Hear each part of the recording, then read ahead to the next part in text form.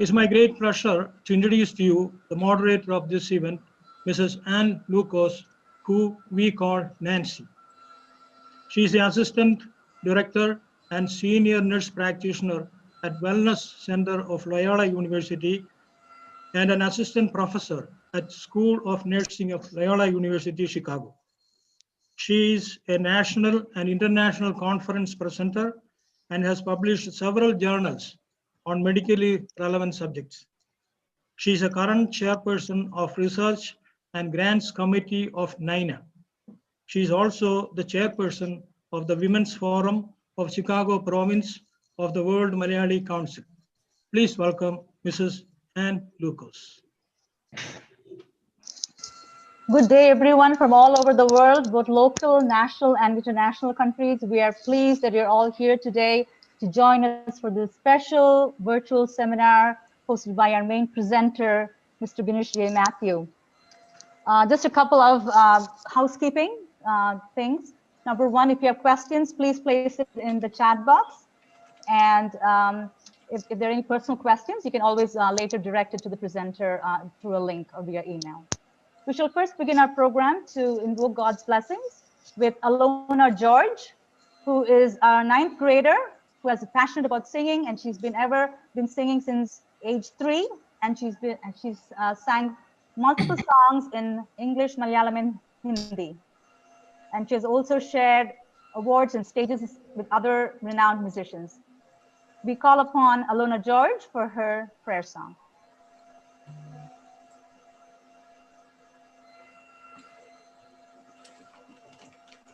നന്മ നിറഞ്ഞൊരു ഹൃദയം നൽകാൻ ചിന്മയരൂപാ വന്നാലും നന്മകൾ മാത്രം ചെയ്തിടുവാനായി എൻ മനമെന്നും ഒരുക്കുക നീ നന്മ നിറഞ്ഞൊരു ഹൃദയം നൽകാൻ ചിന്മയരൂപാ വന്നാലും നന്മകൾ മാത്രം ചെയ്തിടുവാനായി എൻ മനമെന്നും ഒരുക്കുക നീ ണയുണർത്താൻ എന്നുടെ വാണികൾ പൊന്മണി വീണകളാക്കുക നീ നന്മയിലെന്നും നിലയും കൊള്ളാൻ നിൻമുഖ ദർശനമരുളുക നീ നന്മ നിറഞ്ഞൊരു ഹൃദയം നൽകാൻ ചിന്മയരൂപാ വന്നാലും നന്മകൾ മാത്രം ചെയ്തിടുവാനായി എൻ മനമെന്നും ഒരുക്കുക നീ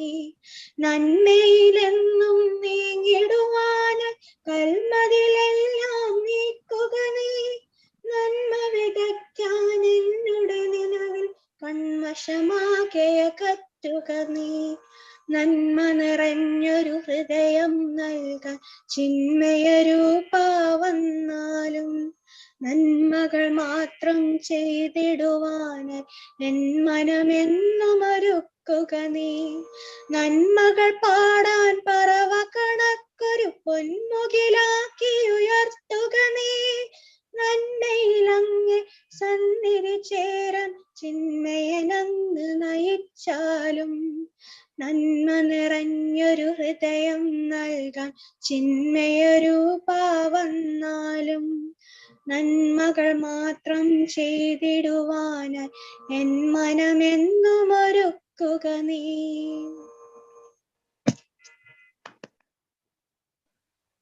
Thank you very much, Alona, for blessing us today. Next, I call upon Mr. Mathukutti Alamparambil, the chairman of Chicago Province, who also works at the Lake County, Illinois Department of Public Safety and Operations, to give us a welcome speech.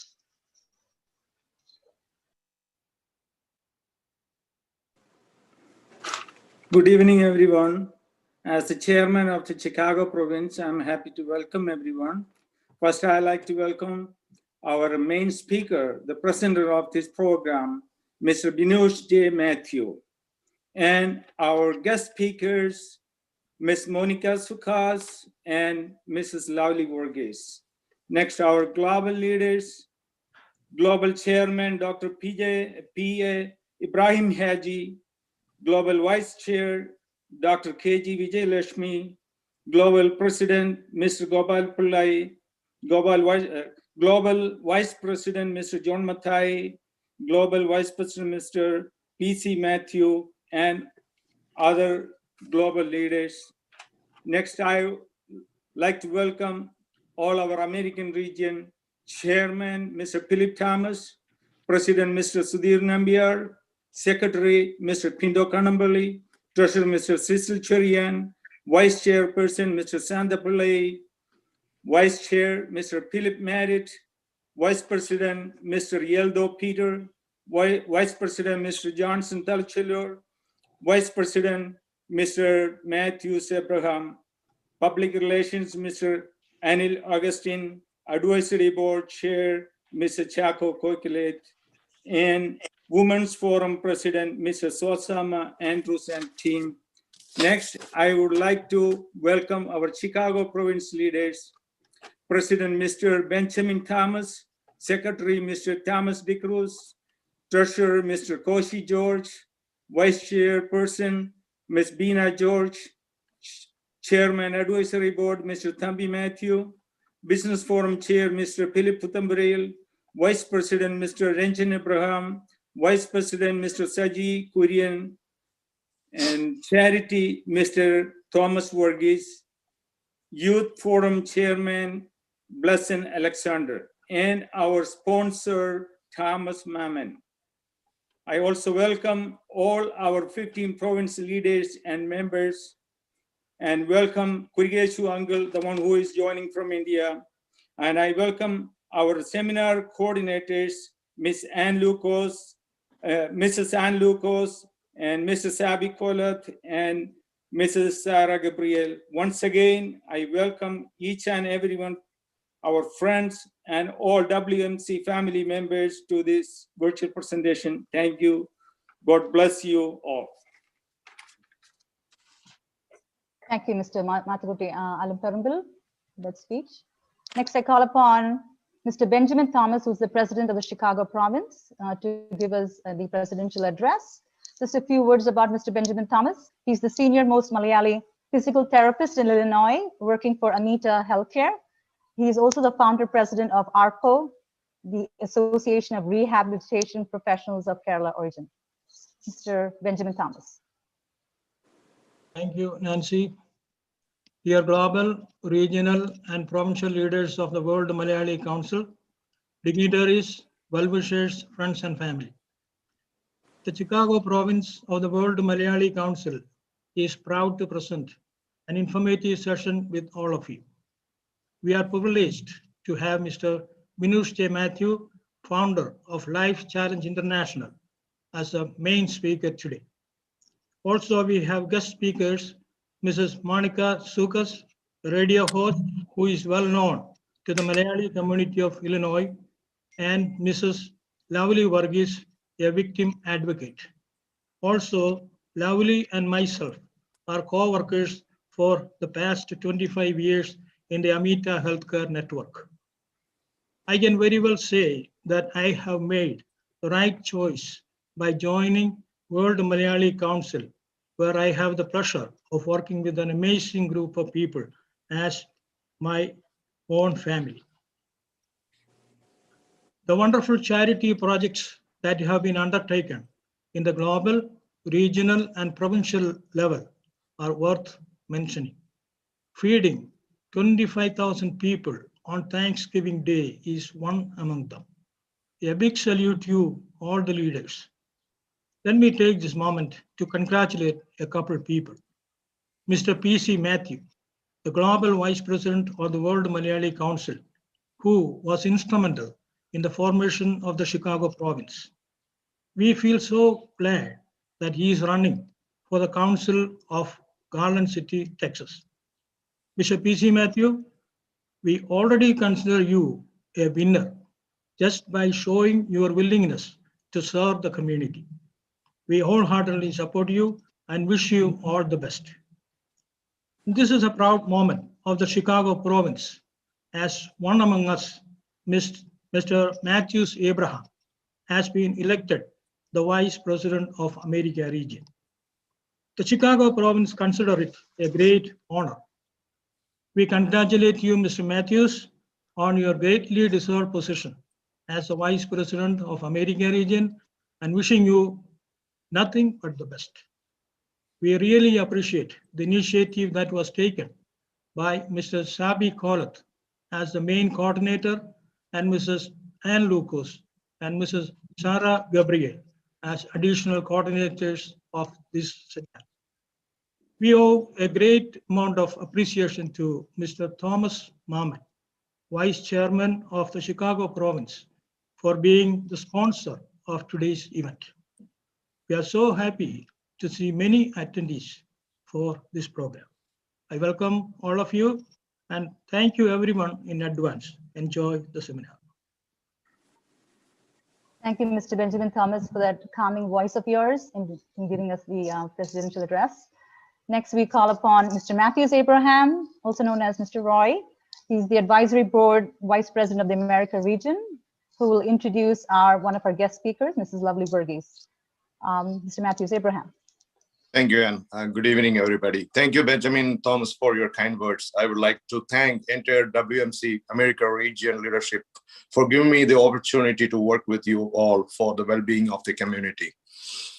Let me do my responsibility to introduce one of the guest speaker, Mrs. Lovely Burgess. Ms. Lovely Burgess is a traditional Kerala housewife, become voice to voiceless, especially among Asian women in US, who brought justice for her beloved son, Praveen Burgess. I'm taking a quote from our own Mahatma Gandhi. You must be the change you want to see in the world. This is exactly apt to Mrs. Lovely Burgess, who made a change in Asian community by fighting against injustice. With much privilege and respect, I would like to invite my dear friend, known for last 20 years, Mrs. Lovely Burgess, to this program and requesting her to give a talk.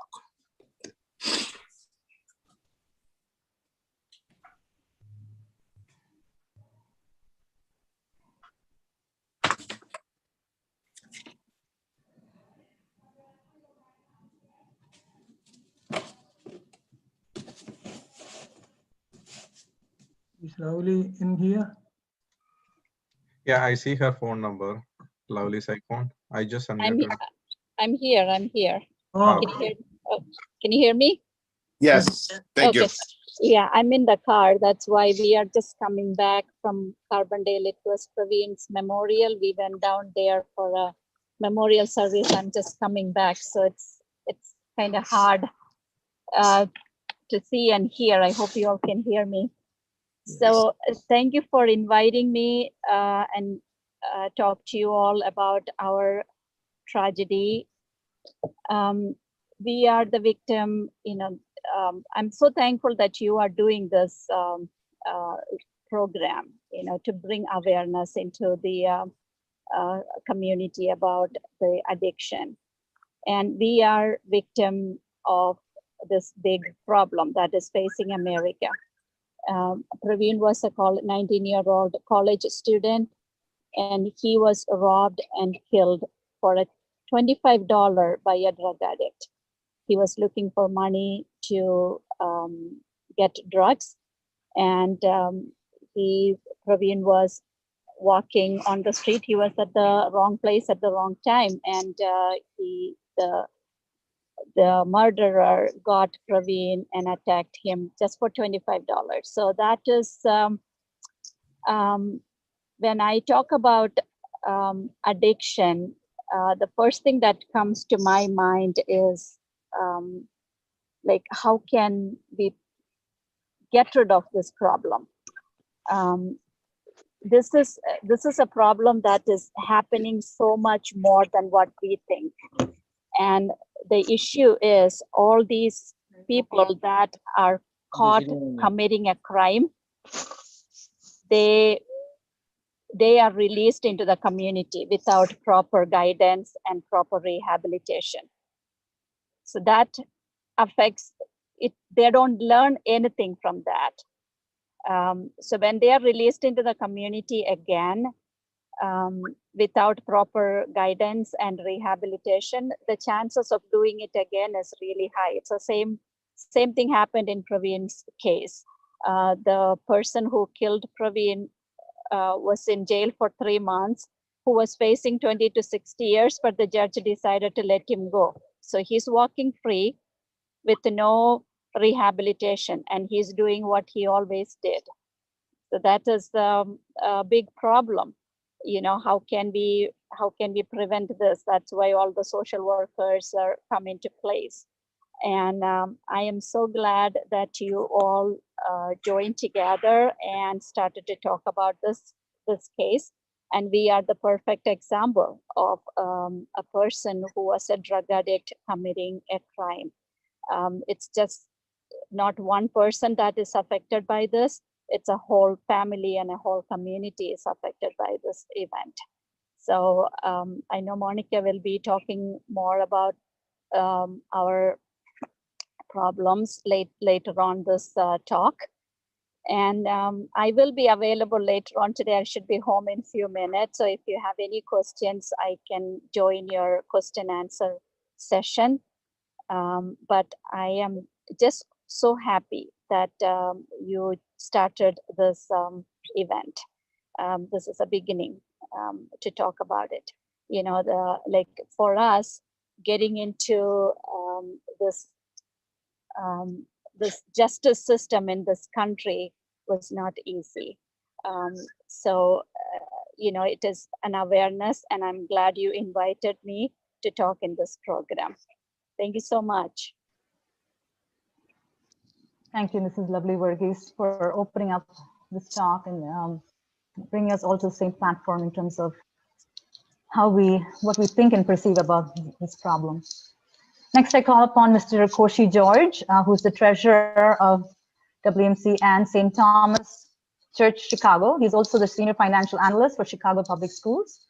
Mr. Koshi George will also introduce Monica Zuka as one of our guest speakers as well.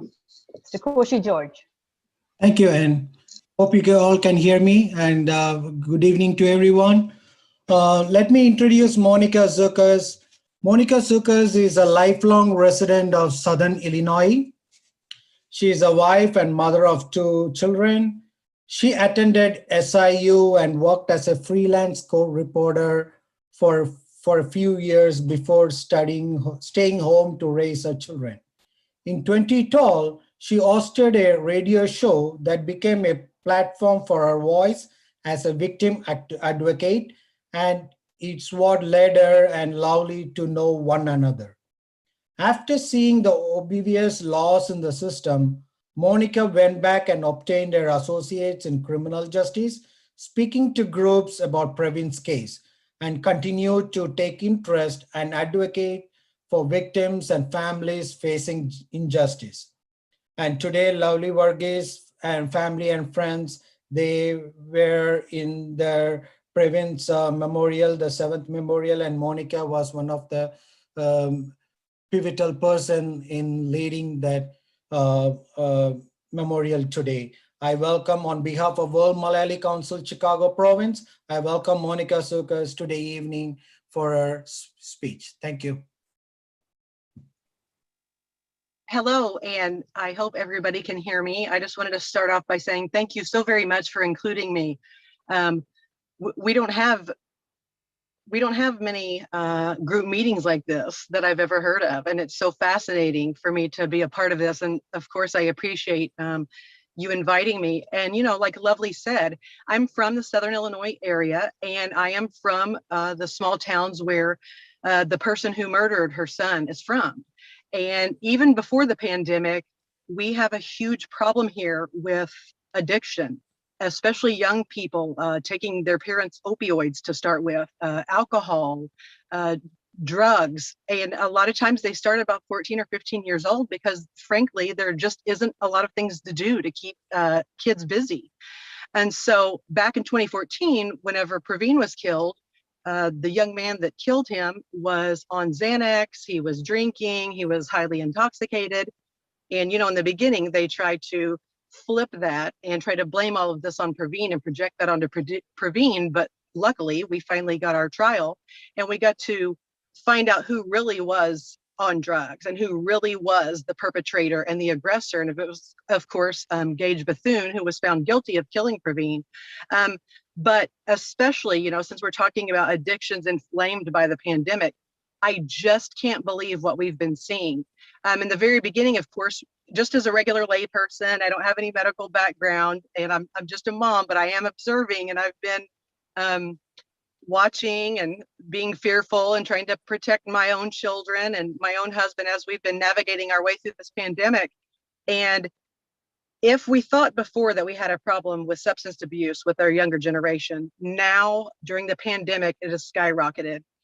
Those that were already into drinking and substance abuse, it has gone through the roof. People that thought they had it under control, maybe even parents, maybe they were going to their meetings, maybe they had their alcoholism under control or their substance abuse. With the stress, with the uncertainty, with the, you know, we all had our lives turned upside down. And I know for myself, it's just been something else. And, you know, we try to keep track of our kids and make sure they're okay. And they've had no school for almost a year. And then we were fearful of the virus itself. So I see how even people that have never struggled before, people that had their addictions under control, I've seen many relapse. And people that have never had an addiction, I've seen pick up a bottle or start taking medication or self-medicating to try to deal with this pandemic. And it's scary. One thing that I wanted to bring up that I think is important is I have several friends that are teachers, and the DCFS calls are down because our teachers that are the mandated reporters that see these children in abusive homes on a daily basis, when they notice bruises, when they notice they're not groomed and not well taken care of, they can call DCFS. And since they're not seeing these children at school, they're not being able to report. And I know the calls to DCFS are down, but I know the domestic violence is up. I know the substance abuse is up. And one thing that I found helpful, my son's 17, but I still monitor his Xbox Live very carefully. But he has friends all over town and all over the United States and all over the world. And I wonder if there's a way that we can, if somebody could make this app, it would be very helpful. And there may be a way. I know that when my son's playing Xbox, he's literally in everybody's homes and they're in our home.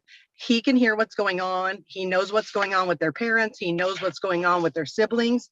And I just wonder if one of the tools that people can maybe facilitate, or it might already be there, is a community within, you know, even the gaming, since they're at home, they're not at school. If, like my son has said before, Mom, hey, my friend is always in a good mood and usually has everything going on. I can hear his parents, they're yelling, they're fighting. I think his dad was an alcoholic and he's starting to drink a lot. And I just feel helpless because I wish that I could get at least the gamer name and, you know, turn that in, or we need somebody to call that we can kind of monitor one another and maybe help. But like I say, circling back, the person that killed Lovely's son as a teenager in this area started with addiction and alcohol and drugs. And a lot of people in this area just take it that this is just how it goes. A lot of people weren't surprised. A lot of people didn't think it was a big deal.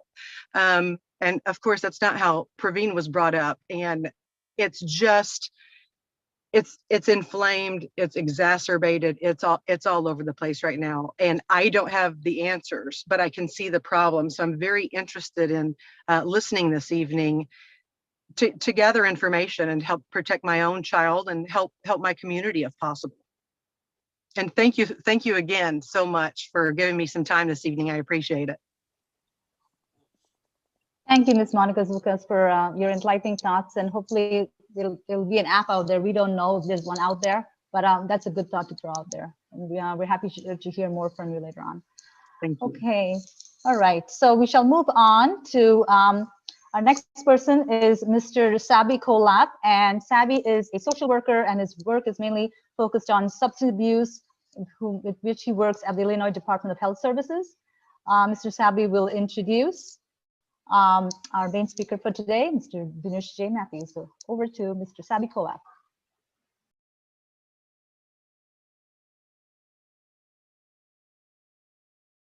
Sabi?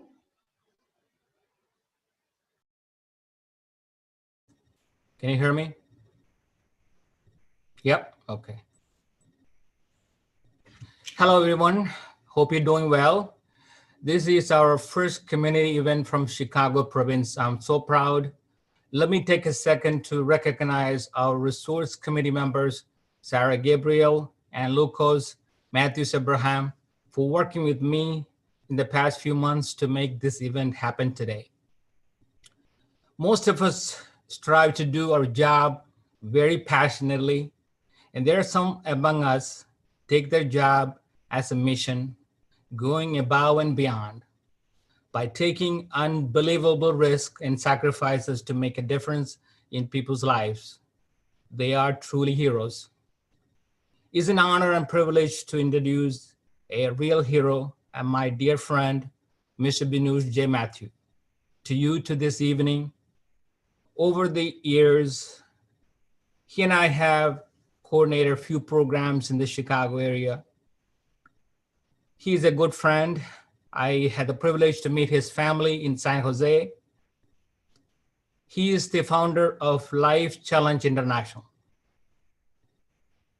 This organization has been helping to deal with addiction and its related problems, life challenges, since 2003. Thousands of individuals and families have been rehabilitated through their organizations, residential as well as outreach programs in India, South Asia, and Africa. Binuj is born and brought up in Bangalore. He's currently settled in San Jose, California with his family. He's a father of 2 teens and lovely wife, Indra. His story is a unique one in so many ways. He himself is a living witness to the miracle of recovery from addictions. He's an engineer by profession. However, he and his wife Indra dedicated their whole life to serve the struggling individuals and families to overcome addiction. He's a renowned trainer in the field of addiction. Today, he is here to present to us about the addictions and its impacts in our society. Let's welcome recovery hero, Binuj, to this World Malayalee Council event. We are lucky to have him here today. And Binuj, take it from here. Thank you, Sabi. Good evening to all of you, and it really is an honor for me to address all of you on this forum. My appreciation to all the organizers for putting together such an event. I mean, as we already heard our previous speakers say, for an event to be hosted on such an important subject, hats off to the organizers. My special honor to lovely Verghese and Monica Zukas for sharing their story. Thank you for being an advocate in a matter like this. For today's seminar, I'm going to share my screen, and I'd like to do a PowerPoint presentation to help me with today's seminar. Today, we're going to look at addictions inflamed by the pandemic.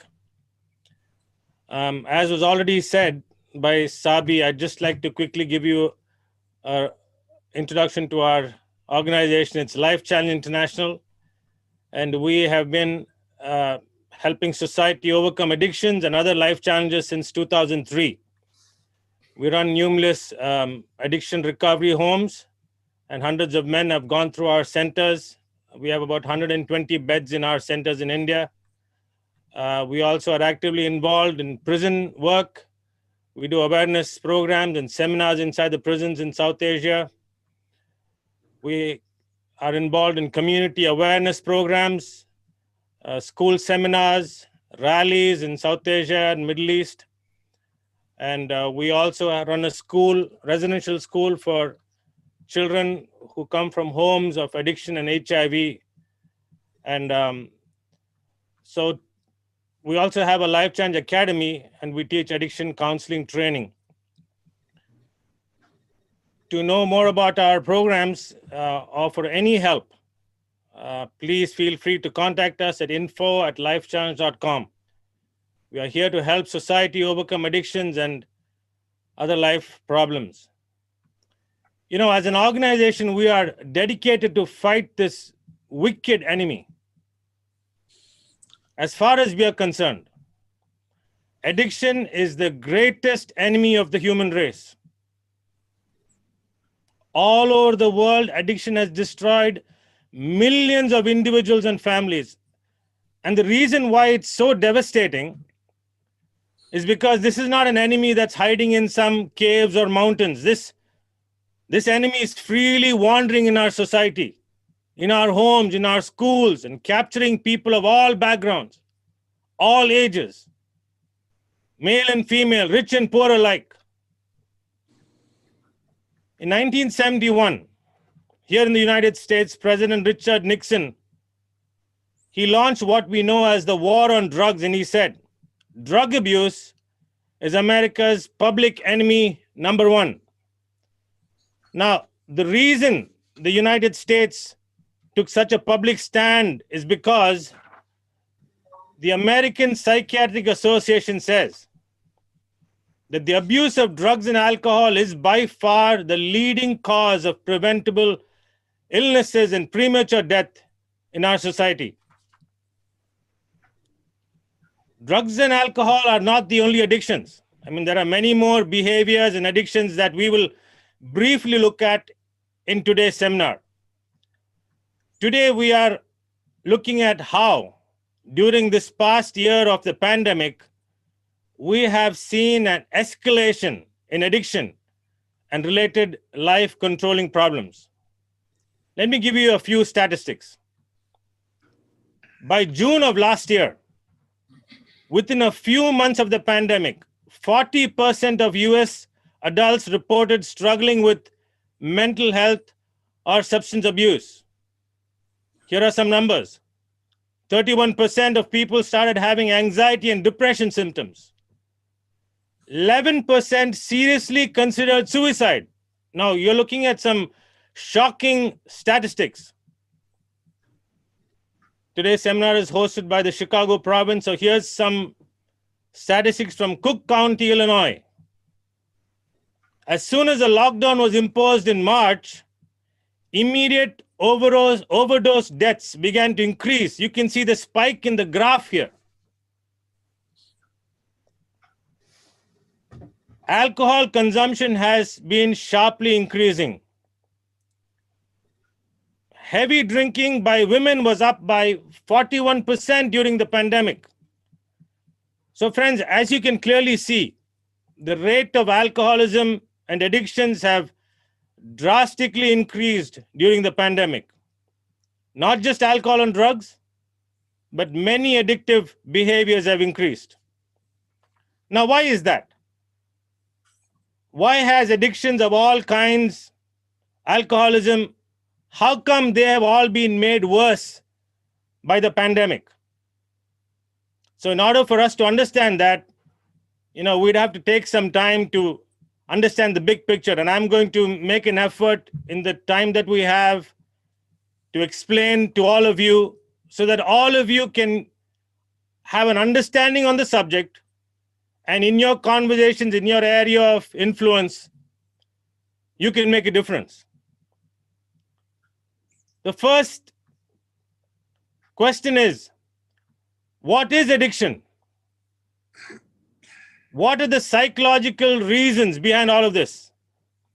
See, if I can convey some of that basics to you, then it may help you to understand the dynamics and maybe help you to make informed decisions to help those families and societies who may be needing help and support. So I would like to give you a simplified understanding about how addictions work. Then we will look at the effects of the pandemic on people and how this impacts addiction. And finally, we can briefly look at what are the possible steps that we can take as a community. So what is addiction? There are many different kinds of addictions: alcoholism, drug addiction, pornography, sexual addiction. In recent years, there's internet and media addictions are on the rise.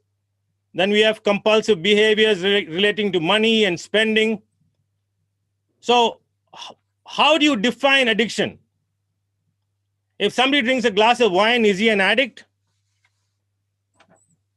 Some people say addiction is a disease because it behaves like a disease. Once somebody becomes an alcoholic, for example, if you don't treat him, he will get worse. And just like a disease, it's progressive and chronic. And so some people like to look at addiction as a disease. Then there are others who say, no, it's a choice. It's not a disease. They argue that addiction is self-inflicted. And if the person can make the right choice, then he is free from it. So the American Society of Addiction Medicine, this is their definition. They have said addiction is a bio, psycho, socio, spiritual disease. So what they're saying is this is a disease that affects the bio, the body, psycho, the personality, socio, which is society and relationships, and finally a spiritual disease. That's a very complicated disease right there.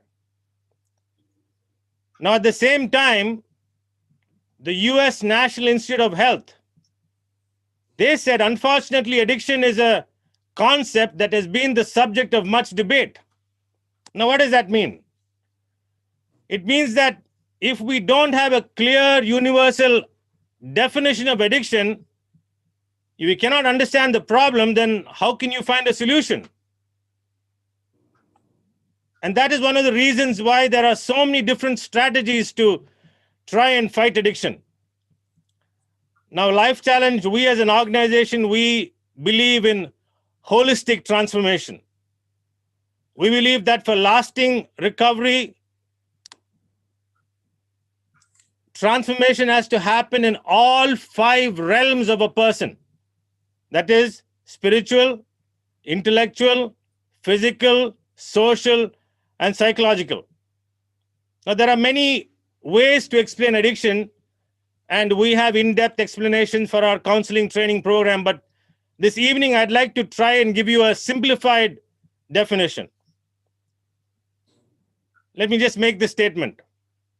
Addiction is a cancerous desire. If all of you can just look at this phrase, then let's try to understand this. Addiction is a cancerous desire. Now, what does that mean? Okay, first let's understand cancerous. Now, cancer is a disease that is caused by abnormal cell growth. Then that begins to spread into other parts of the body and begins to invade key organs of the body, interfering with body functions and finally leading to death.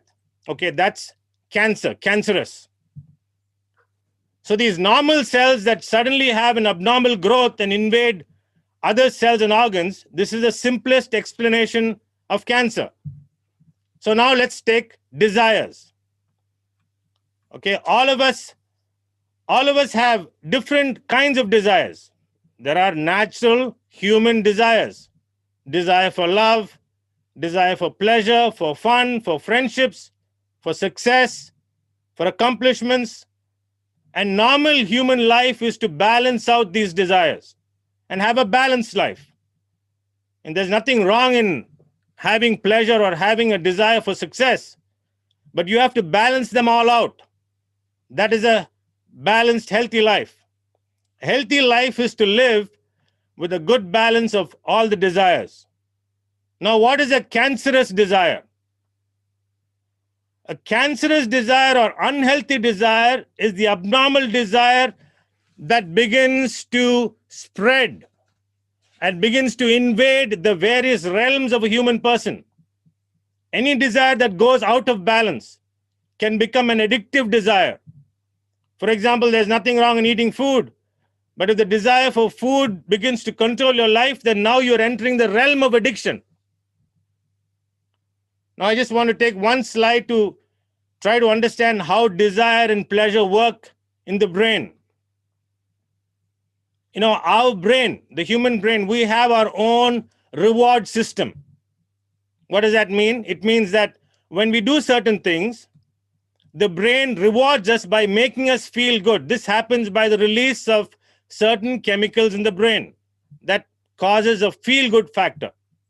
This is a natural brain function that provides a feedback to us. It's like an indication of what we're doing. For example, when a mother shows love to a child, there's a dopamine chemical release, and that encourages the building of the mother-child relationship.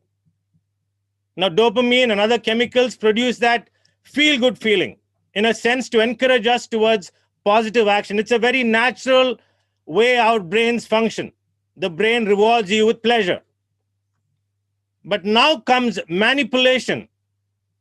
Drugs and alcohol and other addictive behaviors trigger this forced dopamine release, so that instead of you receiving pleasure from the positive actions, you can now force your brain to release these chemicals to get pleasure. It's a manipulation. So the very system that is set up to enforce positive action is now being manipulated into releasing chemicals according to when we choose. Okay, so what is wrong in manipulating the reward center? What's wrong in feeling good? Well, the problem is soon the brain chemical release has been so badly manipulated that you go into a deficiency. There's only so much you can squeeze out. So here are some major symptoms of dopamine deficiency: lack of drive, lack of motivation, depression, boredom, lack of focus, concentration. And so you begin to see that these people, normal life gets into a very depressive mode. So let's look at depression as an example. There are many causes for depression. The first is, of course, addiction, which I just mentioned, which causes dopamine deficiency. You can also have depression from physical health problems, from poor nutrition, brain chemistry imbalance, and by traumatic events, which what we're talking about today as the pandemic. So today we are looking at the pandemic as a global event that has caused serious mental health challenges. So please think with me for just a minute. For a person who has learned to manipulate his or her brain reward system, as we just looked at, for a person who knows how to trigger his brain circuits to release chemicals to feel pleasure, when faced with depression, what do you think he or she is going to do? What is the solution? What is the self-medication? Go to the substance of addiction. So because as long as they are on the substance, they can temporarily get some feel-good chemicals released. But that pushes them into the addiction cycle. And as long as you keep this cycle going, you get trapped, because life becomes very depressing. Because the moment you're off the drugs, you're in a deficiency. Life becomes meaningless and people get suicidal. You know, the pandemic has caused spike in anxiety and depression. And what's the danger? People are self-medicating because they want to get temporary relief. But that's leading to much worse consequences. You know, it's called a ripple effect.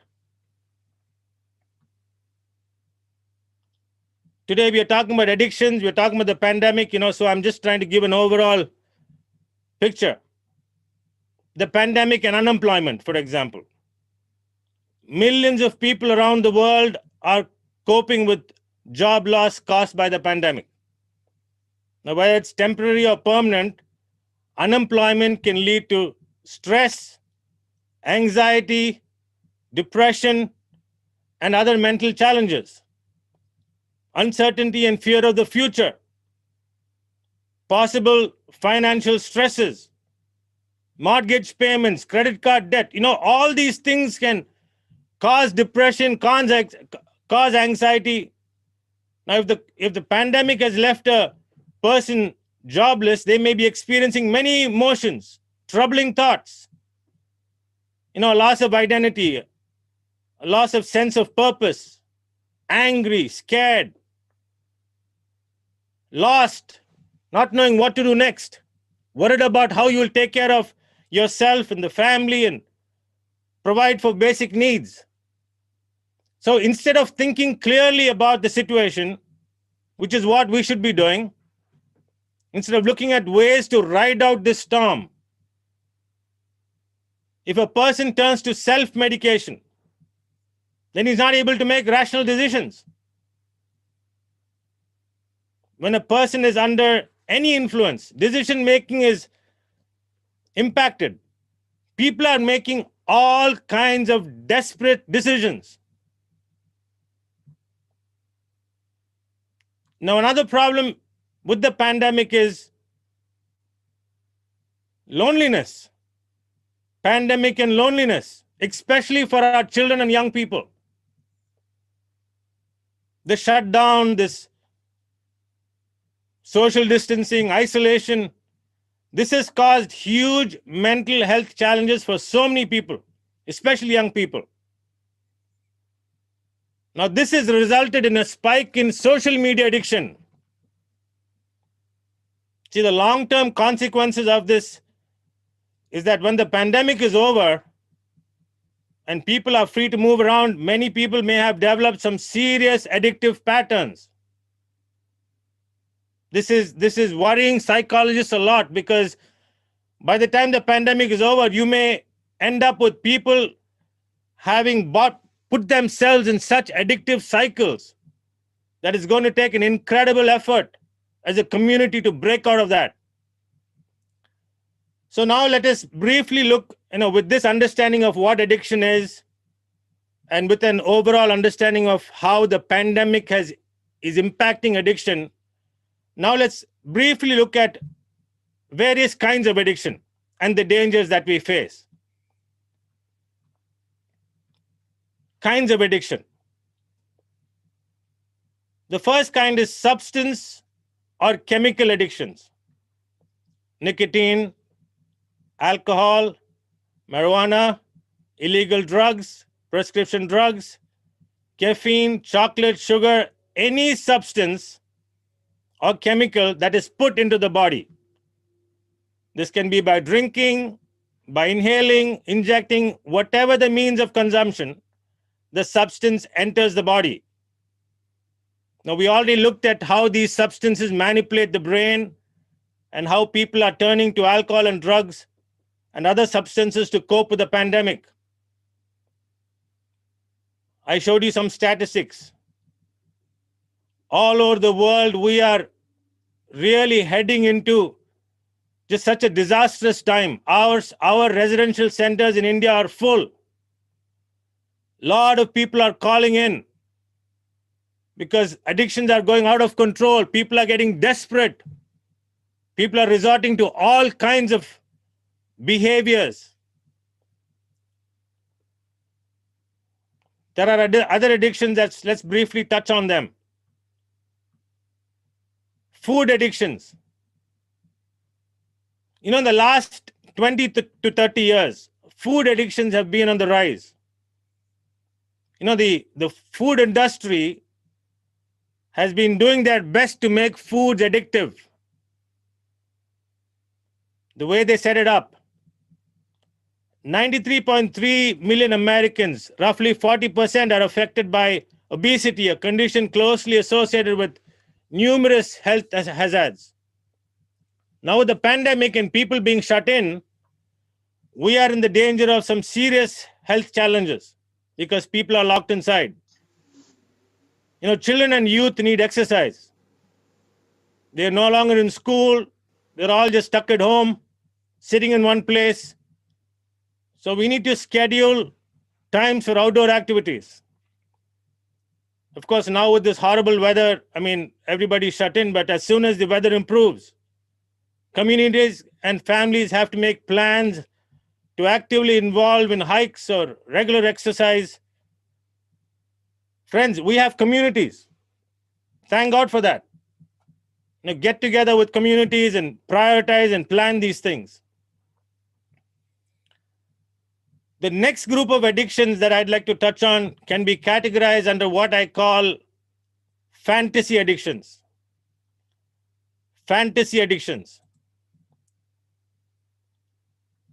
The phone, media, movie watching, video games, social media addictions. Now, the way fantasy addictions work is that it detaches you from reality. I mean, you can temporarily escape into a virtual world. Now, with the pandemic and isolation, media addictions are rising rapidly. Sometimes people don't realize the negative effect of media addiction. See, apart from the physical effects on people and youth and children not being interested in physical activities, the health risk, obesity, and other dangers to our children. Recently, we did a seminar of the challenges our youth face where we looked at some of these hidden dangers. Apart from the obvious physical consequences, media addiction can cause serious psychological damage. The more addicted children are to media, the more isolated they are from the environment. Social interactions are reducing. People are developing very poor social skills. Now, the whole social media world is a fantasy world. If you take the social media away from the person, you know what the first thing is they say, I am bored. The real world looks very dull. I mean, there's absolutely no joy in the real world. People don't want to hang out with families, relationships break down, family and society break down. There's huge psychological damage. See, we have to learn to interact with the real world. We want our children and our youth to learn to interact with the real world. Life happens with social skills. If we are socially awkward and don't know how to interact with people, then we are actually setting ourselves up for more isolation. Among the children and youth, bullying is on the rise. Now with social media, we have cyberbullying, which is 24 hours non-stop.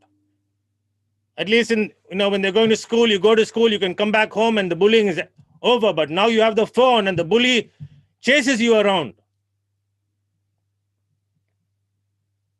There is such an increase in suicides among young people. It's shocking. Just recently, I came to know of some social media influencers who are found dead. Suicide. Because you can never match up to the fantasy world. We can never match up to the fantasy world. Fantasy world is all make-believe. Many young people, especially young girls, have a lot of struggle with self-image and so many problems. All goes back to media addiction. What's the solution? Well, we have to be intentional. Families, communities, societies, be intentional. First we recognize that there is a problem, and then we take steps. Now you have to try to implement media-free times. Arrange for family time, watch a movie, have a media-free activity. These are intentional choices and schedules that you have to make. Let's move on. The next major addiction is under behavior and process addiction is sex addiction or love and sex addiction. Under that, you have relationships, pornography, prostitution, and again, when you go back to the isolation and you have people more on media, there's a grave danger of being pulled into this dangerous enslavement. These websites are just one click away. One click away. And we definitely don't want our children stumbling on any of these websites. This is a massive subject by itself. You know, these addictions, especially these love and sex addictions, are so dangerous. You know why it's so dangerous? Because it's so secretive in nature. You know, when it comes to alcohol and drugs, if somebody is drunk, you know he's drunk. But when it comes to this, you can just hide it, and it has huge devastations to the family. Not only social damage, psychological damage, family breakdown. Love and sex addictions are one of the rampant addictions. You know, the porn industry is a multi-billion-dollar industry. And we as communities, we have to make room for people to reach out if they need help. So, you know, we as an organization, we have put ourselves out here. Life Challenge. You can contact us. Let's look at the next one. Again, under behavior and process, we have something that is money-related addictions. This is shopping addiction, hoarding, and gambling. Now, of course, with the pandemic, maybe people are not spending that much money on shopping or hoarding and gambling. But today's problem with the pandemic is the debt or the financial pressures that people are facing. See, with the current unemployment situation because of the pandemic, many small businesses have been shut down. Thousands of middle-class families are in crisis, and many are going into panic mode. See, there's no reason for irrational decisions. See, we are all faced with a serious global challenge. All we need to do is sit down, take a stock of the present situation, and look to the future. You know, friends, there is no point looking at the past with regret. I wish I made better financial decisions. Why did we buy this? What a waste. I mean, all those things are done. Let the past behind. Look to the future one step at a time.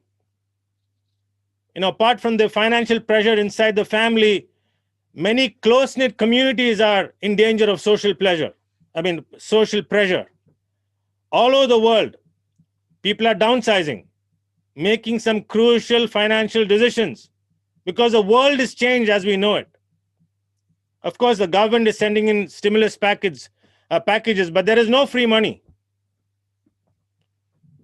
I don't know if the organizers of this seminar have organized for some financial management related seminar, but I think that would be an excellent seminar to have for people to take good financial decisions and to handle our families in this pandemic affected world. Now, with all the stress around, domestic violence is on the rise. Families are unable to cope with all the challenges, which leads to pretty stressful environments at home. And you club that with alcoholism and other addictions, you're looking at some very volatile situations. You know, we've already been together for about 35 minutes now. And so before we finish today's seminar, after that, we're going to have some time for question and answers. I want to just look at some general guidelines on how we can effectively manage the challenges before us. This is from the National Institute of Mental Health. Take break from the news. I mean, that's a wise statement. Today's news is just filled with negative. Everywhere you turn. See, yes, we know the world has its challenges. That is there. We understand that. But between politics and pandemic and world events, I personally feel that we should regulate how much news we allow to get into our minds. I mean, we can put a filter. The news is the cycle just keeps going on and on and on. And you know, our mental health is affected because of news. Take a break from the news. Protect our minds. Our minds only process and make decisions based on what we put in. You put a filter in what you let in, then your mind is better equipped to make the right choices. Another thing is set goals and priorities. If you need to make some important decisions, don't be afraid to consider them. Some people, it's good for us to look at the situation, take a stock of the situation, and make those decisions. It may be a hard decision, but you make the best decision for your family. Take care of your body is one of the guidelines. Be intentional in taking care of your body, your mind, and spirit. I mean, we speak a lot about the body and mind, and both of them are important. But don't neglect the human spirit. If you have a strong spirit, you can ride over every challenge. Discouragement and anxiety are also spiritual conditions. See, yes, I understand that we generally try to classify them as mental health conditions, but there are very effective spiritual solutions to these problems as well. Connect with others. Connect with the community. Have some friends, close friends with whom you can be real. Have some real close friendships where you can share without having to wear the mask all the time. See, if you're having an addiction problem and somebody in your family is struggling, reach out and get help. Addiction will not just go away over time. It gets worse and worse. There are lots of resources around. You cannot get help if you don't ask for it. So friends, I'm hats off to the organizers for putting together such an important seminar, and I just wish that our families would take this seriously. Our young people, pay attention. There are lots of areas you got to pay attention. Parents, let me tell you, newsflash, parents, you're easy to fool. Sometimes we parents think that, no, we know everything. No, we don't know everything. So we need each other. Families, societies, communities. Connect with others. So as an immigrant community and other communities, we have excellent social networks. Connect. And you have resource people everywhere. I know in Chicago area, and with all the excellent resources that you have, reach out to them and get help. You can contact us at info@lifechallenge.com. This is our email ID. But reach out and find help where you are. If you need some help, you can contact us. We're going to have a time of question and answers. And I'd just like to give you some guidelines on that. Please ask general questions. I mean, I don't want to cross into confidentiality. If you ask personal questions, it'll be difficult for me to answer. So if you have a situation that needs confidential help, then you can contact us or one of the organizers in the community. Contact the church or the community group, and this is a time for us to hold hands together. This is a time for us to club together, join together, help one another. My prayer is that God will help us navigate through these challenging times and protect our families. Once again, thank you all for taking this time, and I consider it a great honor. This is my life passion, as Sabi said. I was on the other side of the fence for many, many years. And the life of freedom that I enjoy, I just want as many people to enjoy the same freedom. And, by God's grace, for 17 years, we've been able to do that, and we continue to do that. And I pray that all of you in this forum would take this today's seminar, and let's see how we can help our families, help our young people, and help our community. Thank you very much. God bless you. Thank you, Mr. Binish. Okay, Matthew, for sharing your PowerPoint slides and the knowledge and wisdom with the group. Now we have some time for some question and answers session. Let's see. Okay, we have a question from Sabi Kolat. What are some of the common relapse triggers? Is there any realistic coping strategy that can effectively prevent relapse of the problem?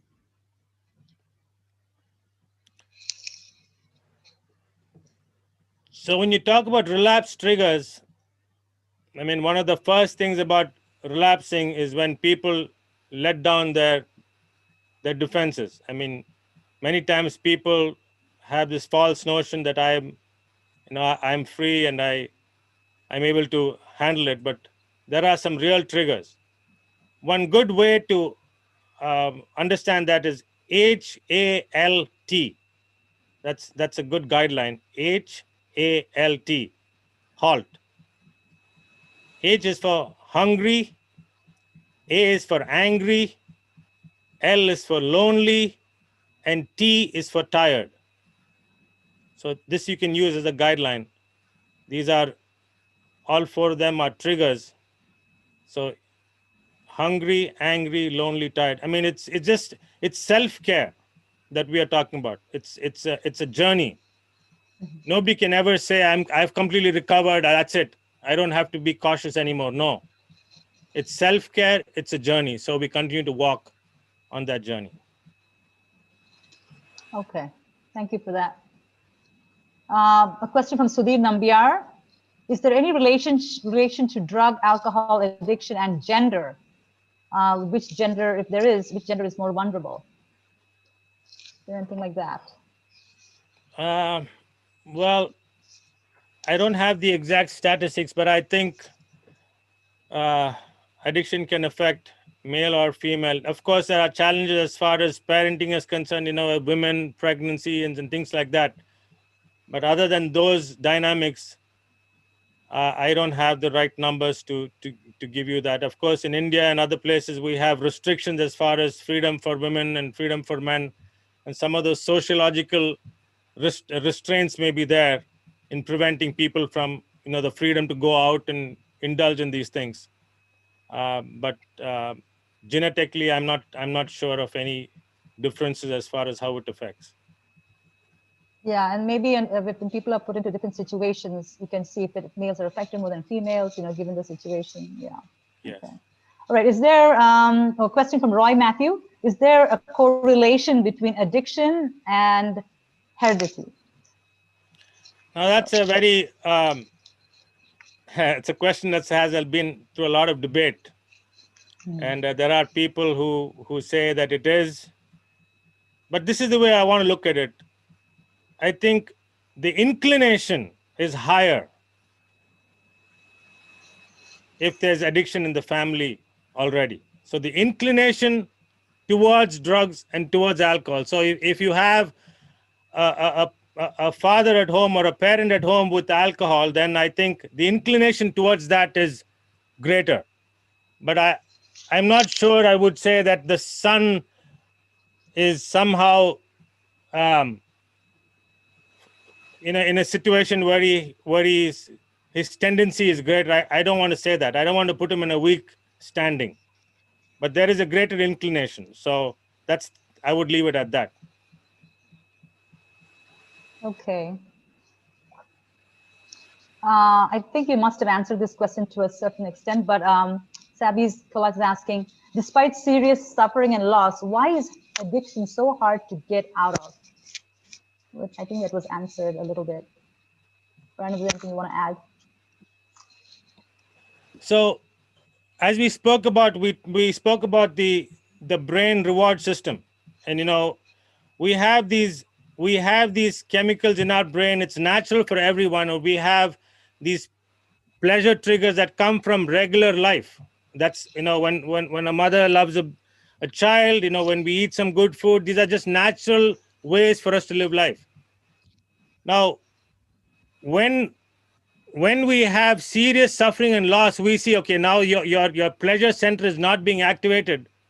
And so for people who have learned how to manipulate this pleasure center, so the moment they have any suffering, any loss, the slightest depression, they feel that they know the answer to self-medicate.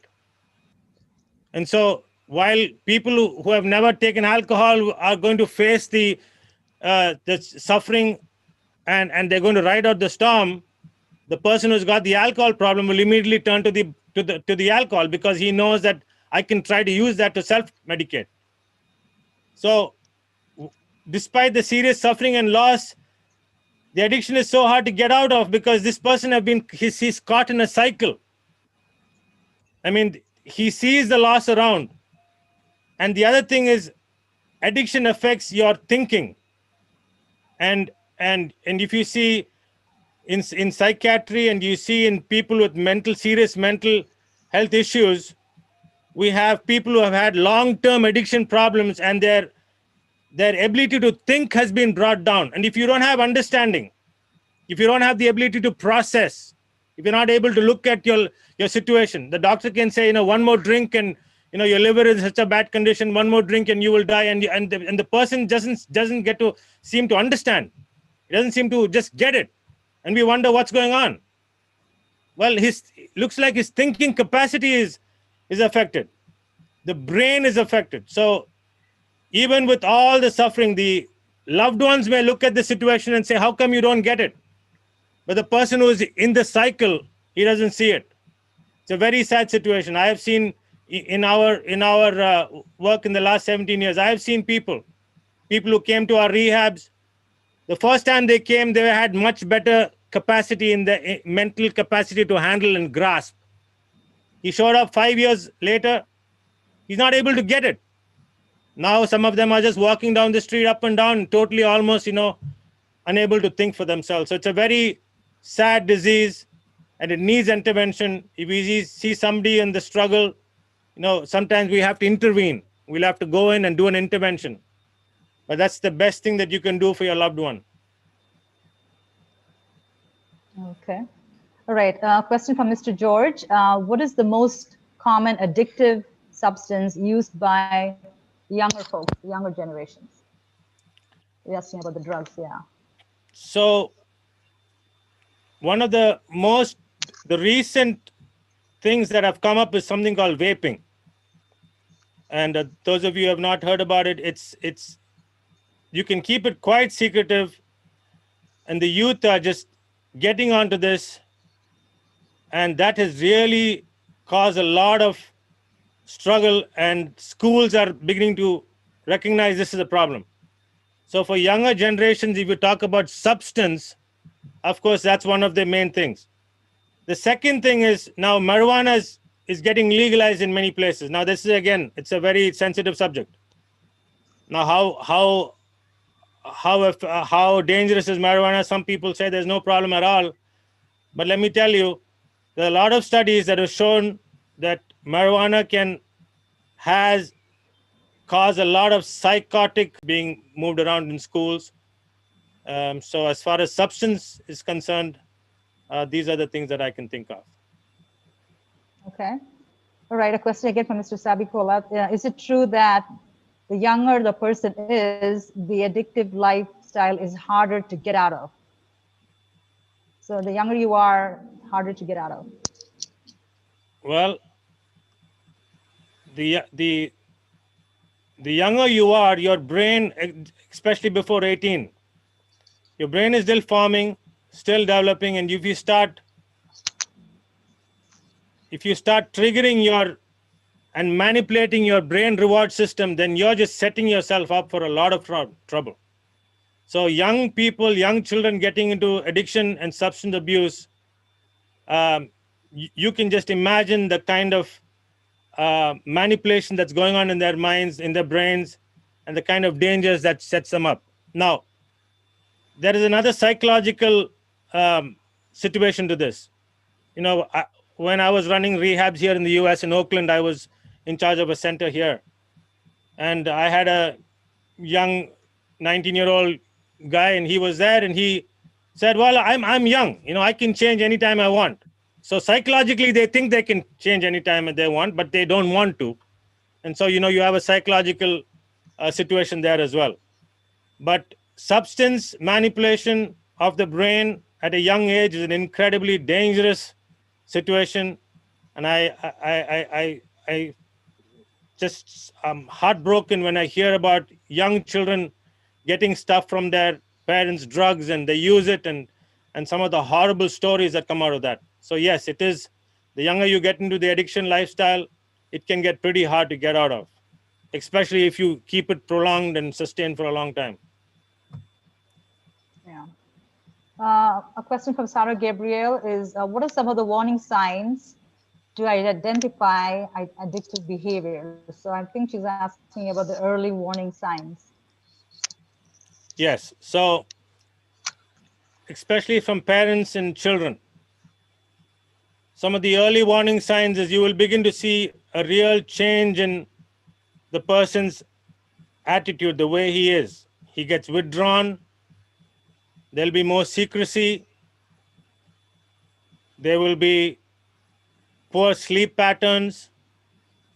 You will see emotional changes. You will see sudden anger.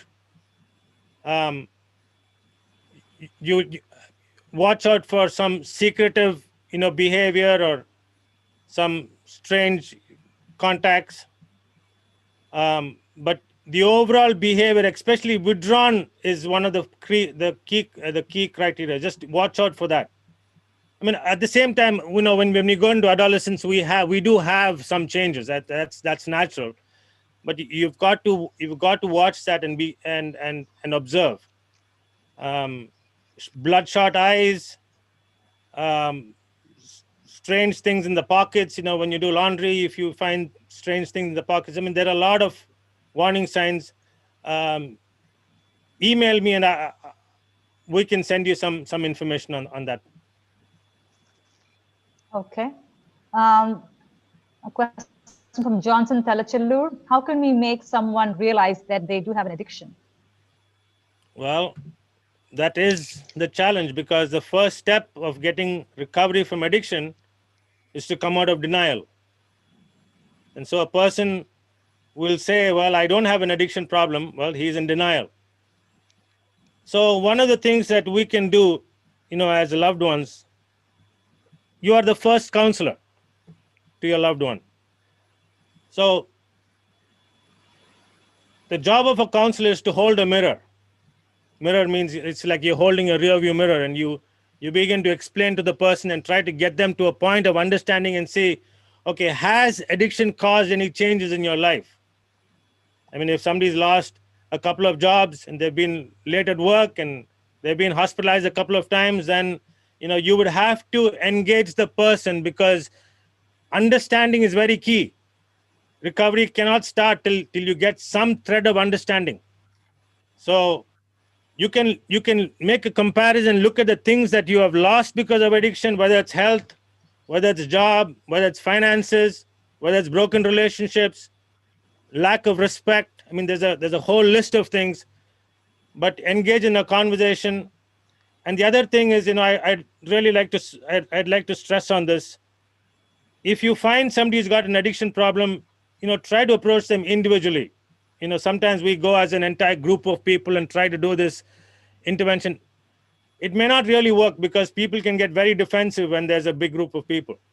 So personal engagement in a conversation and trying to hold a rear view mirror and trying to bring them through a realization and a comparison would be one of the first steps. But you have to overcome denial before somebody can volunteer to get help.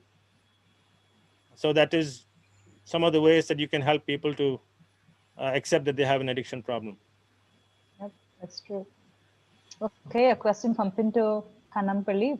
What are the implications of babies born with addiction from the mother? So it looks like the mother was an addict, and so when the baby is born, what are the implications after birth?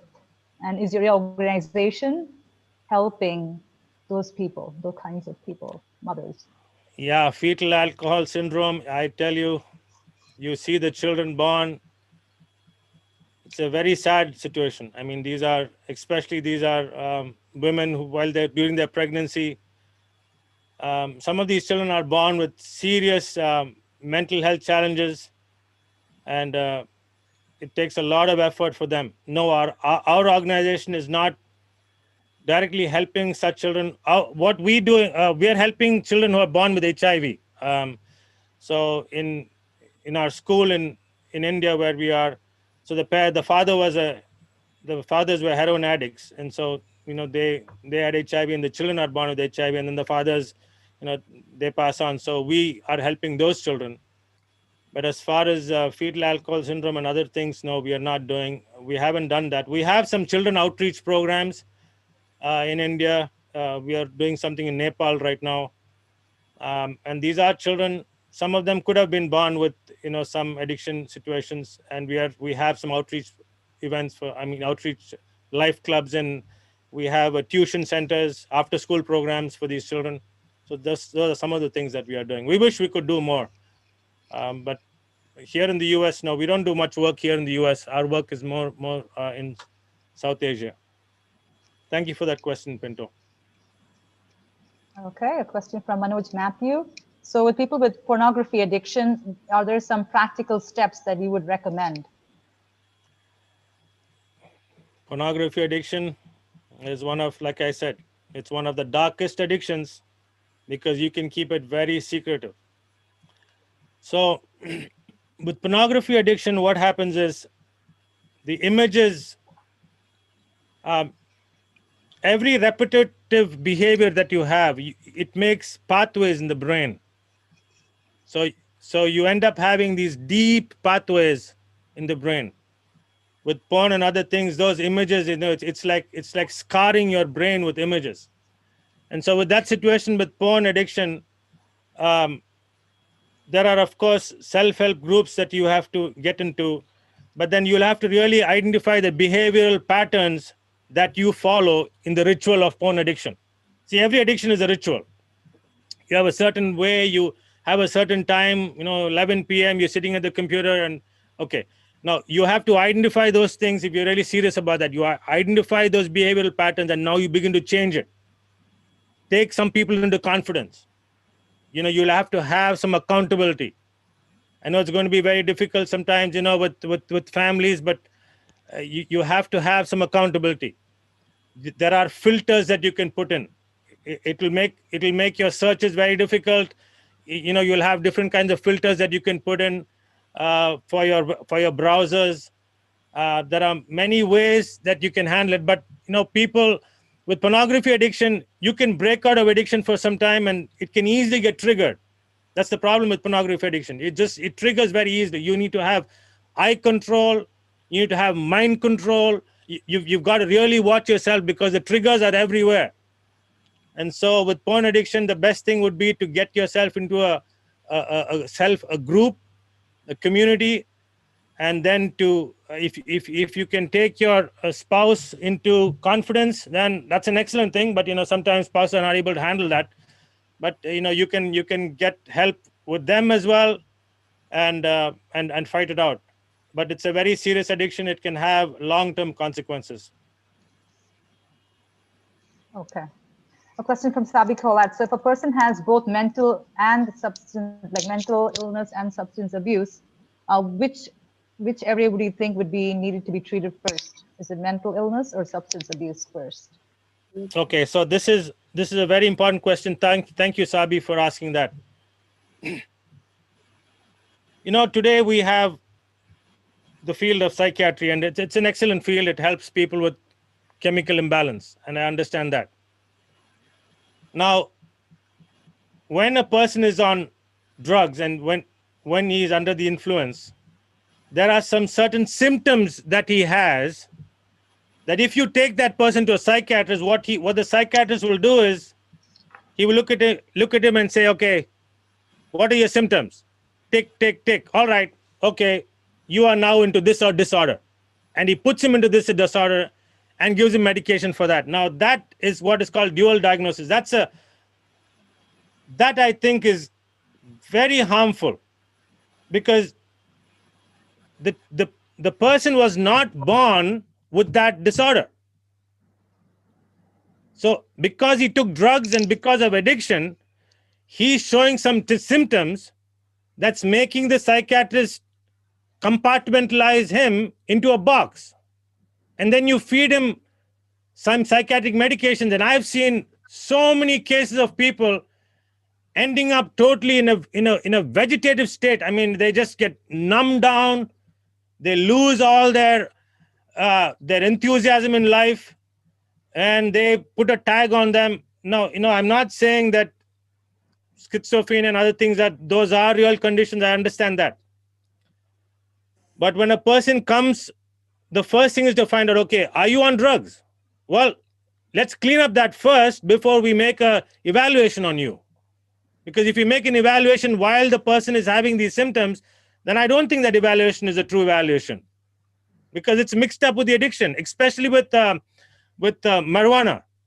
I mean, people can get psychotic with marijuana depending on what you're taking. And if you take one of them and put them to a psychiatrist, then they will give them, I don't know if you're a psychiatrist here. No, doctor, I thank you for the work that you do. I'm not against psychiatry. It's a good field. But as far as dual diagnosis is concerned, if the patient has an addiction problem, first let's get rid of the addiction problem. Then we can have a clean slate to make a proper diagnosis. If not, the diagnosis is failed. So the first thing is get the substance abuse out, then we can make a good diagnosis. Thank you, Sabi, for that question. Yeah, makes sense. Okay. A question from Dr. Elizabeth Mamin. So how often do you encounter underlying psychiatric illnesses like bipolar, schizophrenia that are triggered by substance abuses? So she's asking the frequency, some statistics, I think. So, okay, so this is another side of the question. So there are people who have bipolar or schizophrenia, and they had that before they took the drugs, right?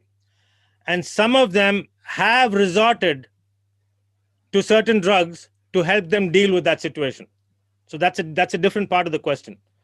So yes, we have had that triggered by substance abuse. Now, I wouldn't know how to quantify that. I would say there are people who who probably made it worse. How often do you encounter underlying psychiatric illnesses triggered by substance abuse? So I wouldn't know if it's triggered by substance abuse. I mean, if the person has been born without it, and if he's showing symptoms of it after he's taken the drug, then I would say first take him off the drug, and then we can do a test. Does that answer the question? Not sure if she can respond. Maybe there's a psychiatrist here. They would probably able to shed some more light on that. Yeah. Okay.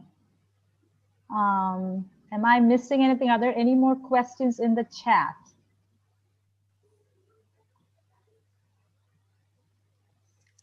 No.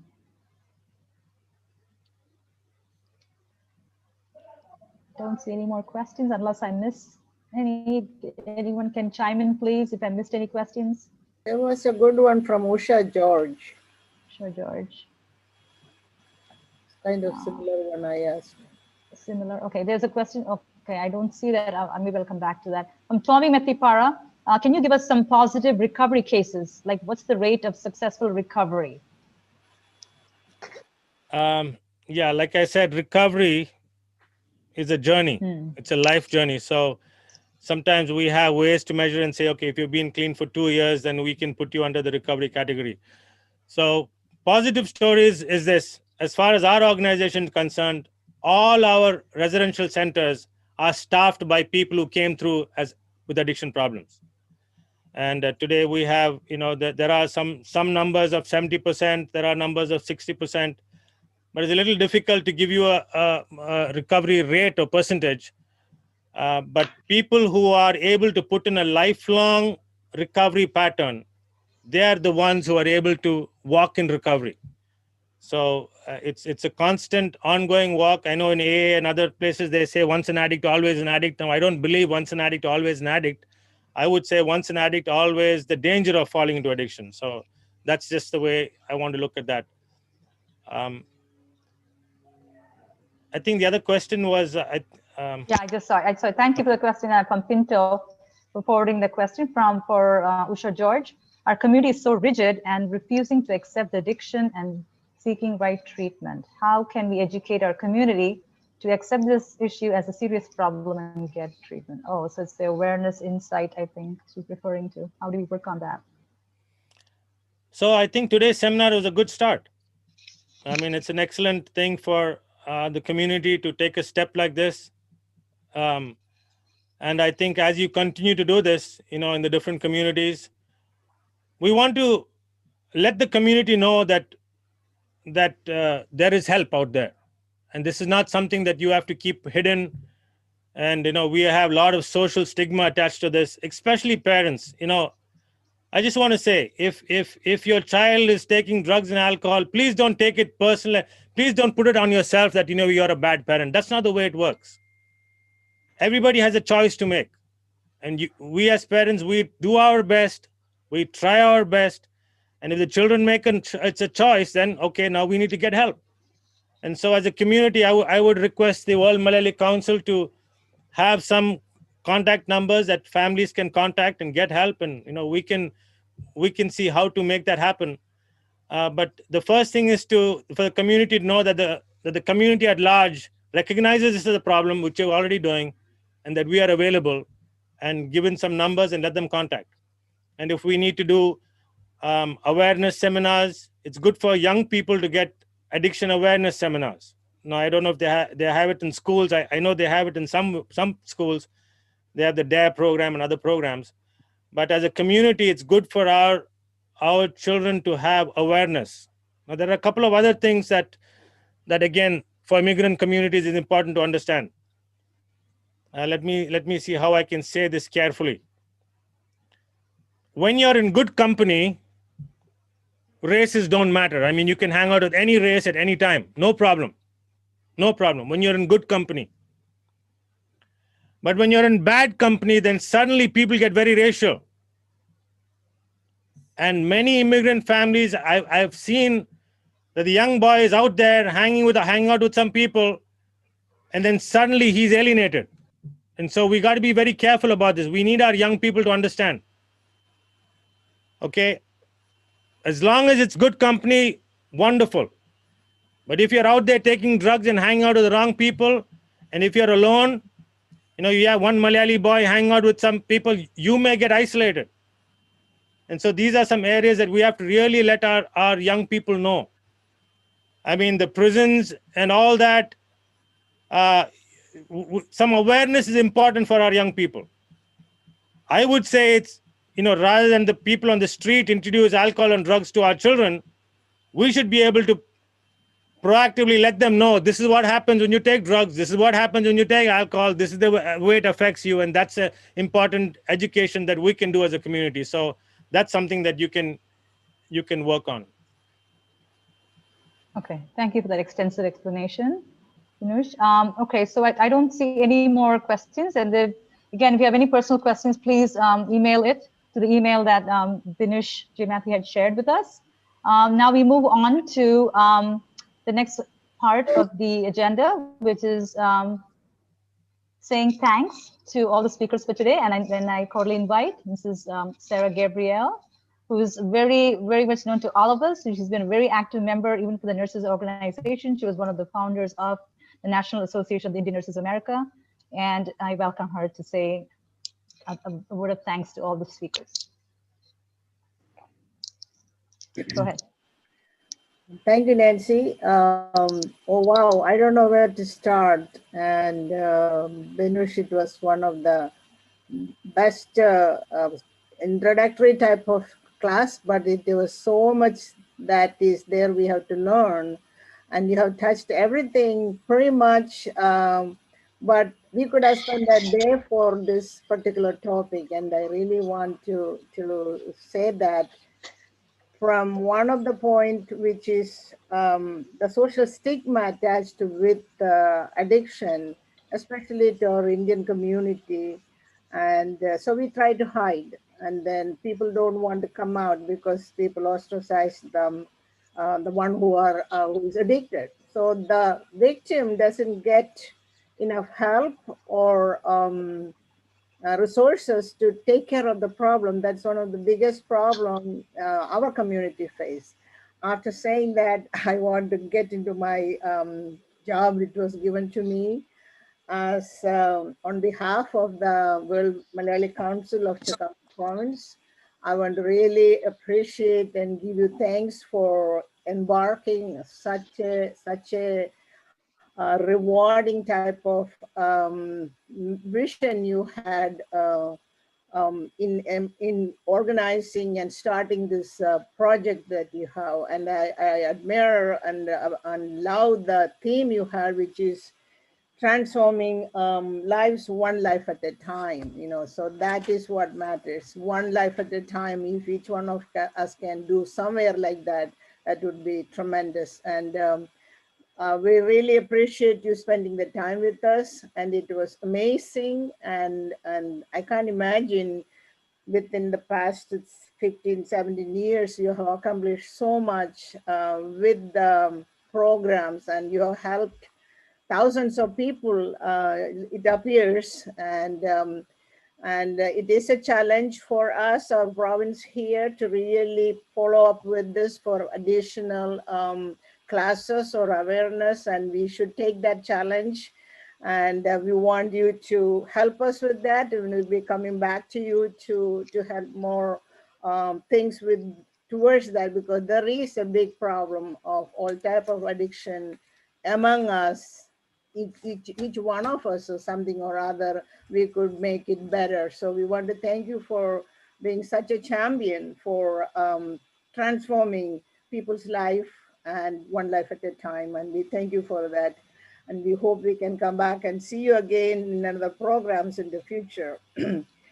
And enough thanks is not sufficient to really see or tell you how we appreciate what you are doing. And I also want to appreciate and acknowledge on behalf of the World Malayalee Council, Chicago Province, to Monica Sukas and the lovely Varghese. I'm kind of combining them together because they kind of go hand in hand. Lovely become a common name for us and Praveen in our community, because we feel that Praveen was one of our child, and we can relate to it. And we acknowledge and we really are amazed the tenacity and the courage you have, Lovely, to really go after the perpetrators of this incident, which is such a tragic incident. And I don't think it will ever be erased from your mind or anybody's mind, but you turn it around and making it as a voice to be heard and acknowledged and appreciated by everybody. And then we want to wish you in the future to come to the point that you'll be able to get justice for your son and justice for our community as a whole. And so we want to thank you for coming. I know you came from the memorial service, and I know 14th was the day that Praveen left us, and that is Valentine's Day. So that was something always remembered by our community, along with you, as a everlasting memory of Praveen, that he really lives in our heart and our mind. And at Mesukas, you have been really a voice with Lovely and taking this as a champion for to get justice for Praveen. And through your talk and radio shows, that you brought it out and made Praveen's and Lovely's incident as a national event. I mean, in fact, it is an international. People all over the world knows about this. So we want to thank you for coming and spending the time with us. And on behalf of the World Malayalee Council, Chicago Province, and the leaders and the organizers of this program, I want to extend our hearty appreciation and thank you for being with us today. Thank you. Thank you, Mrs. Sarah, for that extensive explanation of how thankful we are for the speakers. Okay, now we move on to for some final remarks from the global region and the provincial areas. And to lead this conversation, I invite Mr. Pinto Kanampalli, who is the Secretary of the America region. Mr. Pinto. Yep. Thank you, Ms. Ann Lucas. Thank you so much. I really wanted to thank Mr. Dinesh J. Matthews for this wonderful presentation. It was very informative, and I wish that we can have a special seminars on each slides that he was presenting on his presentation. we can have a sequence of presentation on taking each slide from you. That was so informative and a lot of information for all the community people who joined us. Okay, and I just wanted to thank Mrs. Lovely Varghese, and I'm extending our prayers, especially on this day today, since it's Praveer's Memorial Day. We extend on behalf of America region, we extend our prayers and condolences. Okay, and also I'm thanking Monica Sukas for joining us and giving her life experience, and helping. And on behalf of our community and America region, we are thanking her also, helping Lovely Varghese to get the cases up in front of the court. Okay, and we have our team's global leaders and regional leaders and provincial leaders joined us today. So let me invite our America region president, Mr. Sudhir Nampiar, to say a few words. Mr. Sudhir Nampiar. Thank you, Pinto. Good evening to all, our delegate on behalf of America region. Congratulations to our Matthew Abraham for accepting Vice President of America region position. He is leading our project on Pravasi Helpline. Probably we need to add the addiction line on to him also. So on this occasion, I would like to inform you on the Student Engagement Program, SCP of WMC. Please go to wmcamerica.org to enroll your middle and high school and college students. If you all love WMC, please do this and ask your friends, kids to enroll, and we can take this to the next level. Imagine we have the same topic with our students across America. There's a big change. There's a lot of advantages, voluntary opportunities. So please encourage our kids to join the SCP program. The last date is 28th February. There is one more week. So enroll them and help them. America region chairman, Mr. Philip Thomas, to say a few words. Hello, everybody. Can you hear me? Yes, we can. All right. Respected Global President Gopala Pillai, PC Matthew, the Vice President, the Regional President, Secretary, and all my team, especially the Chairman of Chicago Province, the President, the Secretary, and all the team who presented this, who had planned for this. It's a wonderful program. I wish our younger generation should watch this. One of the best programs I have ever seen. And this kind of thoughts need to come back from every province, and they need to educate their children most than us. It is they need to understand this. And my grandson was here. I just called him. I told him to stay with me for a few minutes. The moment he heard that, he said, Dad, I want to go away. I already knows all about it. But I am concerned about the second generation. Because in this country, we need to have more education. My question to all of you, does the government do a good job in preventing addiction? I wanted to see that. As a World Malayalee Council, I like to invite some of the global leaders to discuss this with the global people, like global people who are dealing with addiction. How can we treat, how can we educate the way the government can do it to the small children? This is my hope. I wanted to do that, and I'm personally trying to deal with some of my colleagues in the government level and see how can we implement this in the school level, as well as a ministry can be formed in the central level or in the regional level or in the state level so that we can stop this. I like to conclude thanking you all. This is one of the best program I have ever watched, and trying to protect the younger generation in America region. And thank you all. And I like to stop it now. I have a lot of things to talk about it, but I'll take another opportunity, another time. So this time is very short. Let me conclude again, thanking you for this wonderful program. Thank you, Mr. Philip Thomas. Please make sure that we limit our speech in 1 minute. It's almost 2 hours. So whoever is going to speak, please make sure limit in 1 minute. Let me invite our global president, Mr. Gopala Pillai. Thank you, Pinto. I just wanted to congratulate and thanks to Binush Matthew for a wonderful presentation. A wonderful presentation, very informative, and we are thankful to you.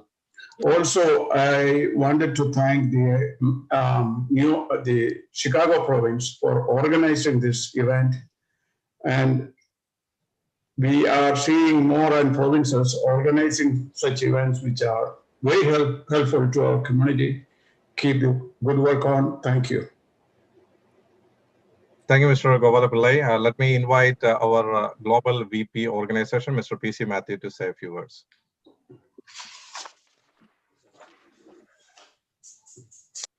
Mr. PC Matthew. Hello, everybody. It was a great meeting, informative, as everybody said. And I appreciate the presenter and other people presented the matters all here today. And as we remember that in Chicago, we have honored Lovely for her courage shown in the issue happened in Chicago. And again, she came back here and said her true story, why that incident occurred. That was very good for others. And also, what I see here in the city council, like Benjamin said, one of the important items I projected is fighting against the substance use, actually. So this is very important subject. Like Philip Thomas sir said, the region chairman said, the global committee, I think the next EC meeting is coming.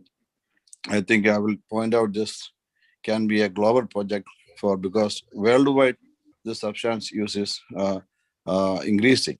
And the WMC American region also presented a short film to give awareness about substance use. Its name is The Stallion. It is already uploaded in the YouTube. We can see. So WMC as a whole, we are working towards that goal, giving awareness against the substance use, actually. So I appreciate the American region leaders and province leaders and all of the participants today. And thank you for your time. I invite you guys tomorrow around 6 p.m. I have arranged one meeting, Zoom meeting about my city council publicity. I invite all of you to participate and support me. Thank you so much. Thank you, Mr. PC Matthew. Let me invite Advisory Board Chairman, America Region, Mr. Chaco Koikilet. Mr. Chaco Koikilet, can you please unmute and say a few words?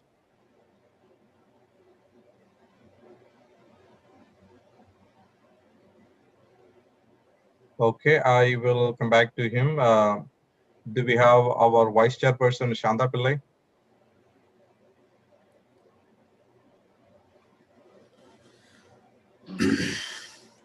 Okay, our America Region Vice Chairman, Mr. Philip Maret. Hello, വളരെ നല്ല informative ആയിട്ടുള്ള ഒരു seminar ആയിരുന്നു നടത്തിയത്. പ്രത്യേകിച്ചും ഇതുപോലെയുള്ള സെമിനാറുകൾ നമ്മുടെ വരും തലമുറകൾക്ക് വളരെയധികം പ്രയോജനം നൽകും എന്നുള്ളതിൽ സംശയമില്ല. ഇങ്ങനെയൊരു സെമിനാർ സംഘടിപ്പിച്ച ചിക്കാഗോ പ്രോവിൻസിന് എൻ്റെ എല്ലാവിധ നന്ദിയും അറിയിച്ചുകൊള്ളുന്നു. ഒപ്പം ഈ ഒരു സെമിനാർ എത്ര കാലം വേണമെങ്കിലും നമുക്ക് കാണാവുന്ന തരത്തിൽ A1 TV-യിലൂടെ യൂട്യൂബിലും ഫേസ്ബുക്കിലും എല്ലാം ഉണ്ട്. അത് ആർക്ക് വേണമെങ്കിലും എപ്പോൾ വേണമെങ്കിലും അതിൻ്റെ ലിങ്കുകൾ ഉപയോഗിച്ച് കാണുകയോ ആർക്കെങ്കിലുമൊക്കെ ഷെയർ ചെയ്യുകയോ ചെയ്യാം. നിങ്ങൾക്ക് എല്ലാവർക്കും ചിക്കാഗോ പ്രോവിൻസിനും പ്രത്യേകിച്ച് സെമിനാർ നടത്തിയ എല്ലാവർക്കും പ്രത്യേകമായി നന്ദി ഒരിക്കൽ കൂടി അറിയിച്ചുകൊണ്ട് നിർത്തുന്നു. നന്ദി, നമസ്കാരം. Thank you, Mr. Philip Maret. Let me invite our VP Admin, Mr. Eldo Peter.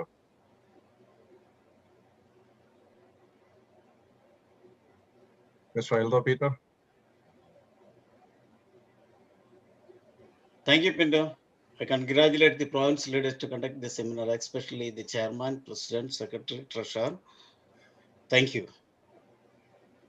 Thank you, Mr. Aldo. Let me invite Mr. Johnson Talachillur, our VP organization, to say a few words. Hi, good evening, everyone. It's such a wonderful, very informative session, the seminar that we had. We thank you on behalf of WMC to Benush Matthew, and our heart goes out to lovely Verghese for her loss. I mean, all the things that we have discussed, I'm pretty sure, I mean, most of us here in the audience are adults. We need to find a way to transfer this information to the younger generation also. As long as we can do that, this is going to really help us and all to get over with this situation. So thank you. Thanks again.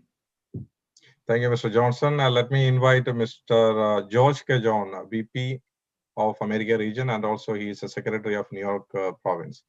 Mr. George K. John. Sir, thank you very much. വളരെ സന്തോഷമുണ്ട്.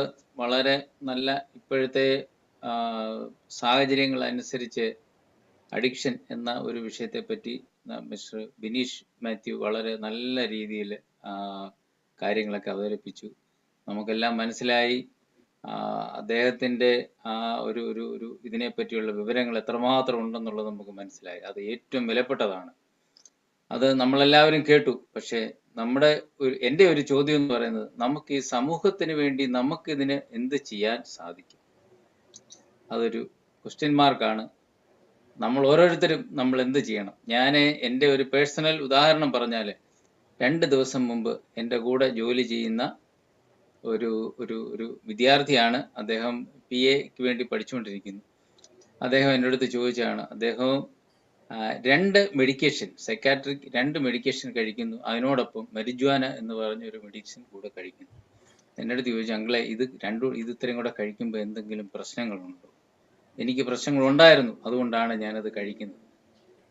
അപ്പം ഞാൻ പറഞ്ഞു, മോനെ നീ ഒന്നും ചെയ്യണ്ട, നീ തൽക്കാലം ഈ മരിജ്വാന എന്ന് പറഞ്ഞൊരു സാധനം നിർത്തിയിട്ട് നീ ഒരു ദിവസം ഒരു 5 പ്രാവശ്യമെങ്കിലും ദൈവമേ എന്നെ രക്ഷിക്കണമേ, ദൈവമേ എന്നെ രക്ഷിക്കണമേ എന്ന് നീ പ്രാർത്ഥിട്ട്, നീ ക്രിസ്തുവിനെ ആണെങ്കിൽ ക്രിസ്തുവിനെ വിളിക്കുക, കൃഷ്ണനാണെങ്കിൽ കൃഷ്ണനെ വിളിക്കുക, അല്ല അള്ളാഹുവിനെ ആണെങ്കിൽ അള്ളാഹുവിനെ വിളിക്കുക. ഏത് ദൈവത്തെയാണോ നീ വിളിക്കുന്നത് അത് വിളിക്കുക എന്നുള്ളത് ഞാൻ പറഞ്ഞ് നിർത്തി. ഇന്നും വീണ്ടും അവൻ്റെ അടുത്ത് പറഞ്ഞുള്ളൂ. ഇത് 2ാം ദിവസമാണ്. അപ്പോൾ ഇതാണ് നമ്മുടെ ഇന്നത്തെ ലോകം എന്ന് പറയുന്നത്. അപ്പോൾ നമുക്കിതിനെതിരെ എന്ത് ചെയ്യാനൊക്കും? ഇതിനു വേണ്ടി, സമൂഹത്തിന് വേണ്ടി നമുക്ക് എന്ത് ചെയ്യാനൊക്കും? അത് നമ്മൾ ആലോചിക്കണം, നമ്മൾ അതിനു വേണ്ടി പ്രവർത്തിക്കണം. ഇന്നത്തെ ഈ ഒരു വലിയ സെമിനാർ നടത്തിയ ചിക്കാഗോ പ്രോവിൻസിന്റെ ഭാരവാഹികളെ പ്രത്യേകിച്ച് അഭിനന്ദിക്കുന്നു. പ്രസിഡന്റ്, സെക്രട്ടറി, ട്രഷറർ, ചെയർമാൻ എല്ലാവർക്കും ഇതിന്റെ പ്രത്യേക അഭിനന്ദനങ്ങൾ ന്യൂയോർക്ക് പ്രോവിൻസിന്റെ പേരിൽ അറിയിച്ചുകൊണ്ട് എൻ്റെ വാക്കുകൾ വിരമിക്കുന്നു. നന്ദി, നമസ്കാരം. Thank you, Mr. George K. John. And we have one more VP of America region. He is from Chicago province, Mr. Matthews Abraham. He already spoken in the beginning. So I guess if you have anything more to add, please come on, unmute yourself and say anything. Otherwise, I can move on. But I'm really thankful for all of you joining this wonderful seminar. Especially, I'm thanking Benush Matthew, lovely Verghese, Monica Sukas to deliver a good message during this occasion. Especially the organizers, all of them. And Sabi, he has a very fond friendship with Benush Matthew. So I'm thanking him too. And Sarah Gabriel and Anne. Once again, thank you everybody for participating in this informative section. Thank you.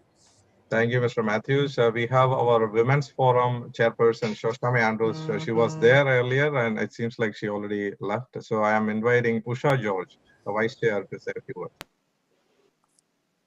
Thank you, Pinda. First of all, let me congratulate Chicago province for arranging such a wonderful, I don't know how to say that. It is very informative and excellent seminar. And Benush, you have an ample of knowledge about this addiction program. I think I will be contacting you. I need your seminar to our church and other programs also to other community. It is very informative, and I wish that we have to reach out to our children, and there should be a way of giving this seminar to our children. Thank you very much. And Sarah Gabriel, I was so happy to see you there because I worked with her through the Naina. Thank you. Thank you, Mrs. Usha George. We have our Political Forum President, Mr. Gary Nair from South Jersey. Can you please unmute and say a few words?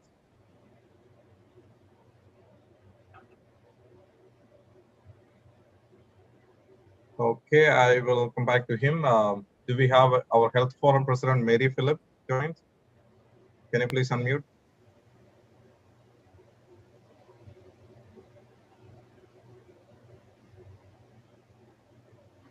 Okay, I will come back to them. Now let me go to the provinces. Let me first call the Houston Province Chairman, Mr. Roy Matthew.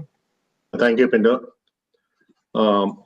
സ്നേഹമുള്ള Chicago പ്രൊവിൻസിന്റെ ഭാരവാഹികളെ, അതുപോലെ WMCയുടെ America region, global and province ഭാരവാഹികളെ, സ്നേഹമുള്ള സഹപ്രവർത്തകരെ, നമുക്കെല്ലാം ഉപകാരപ്രദമായ ഒരു ക്ലാസ് ആണ് ഇന്ന് ചിക്കാഗോ പ്രൊവിൻസിന്റെ ആഭിമുഖ്യത്തിലൂടെ നടന്നത്.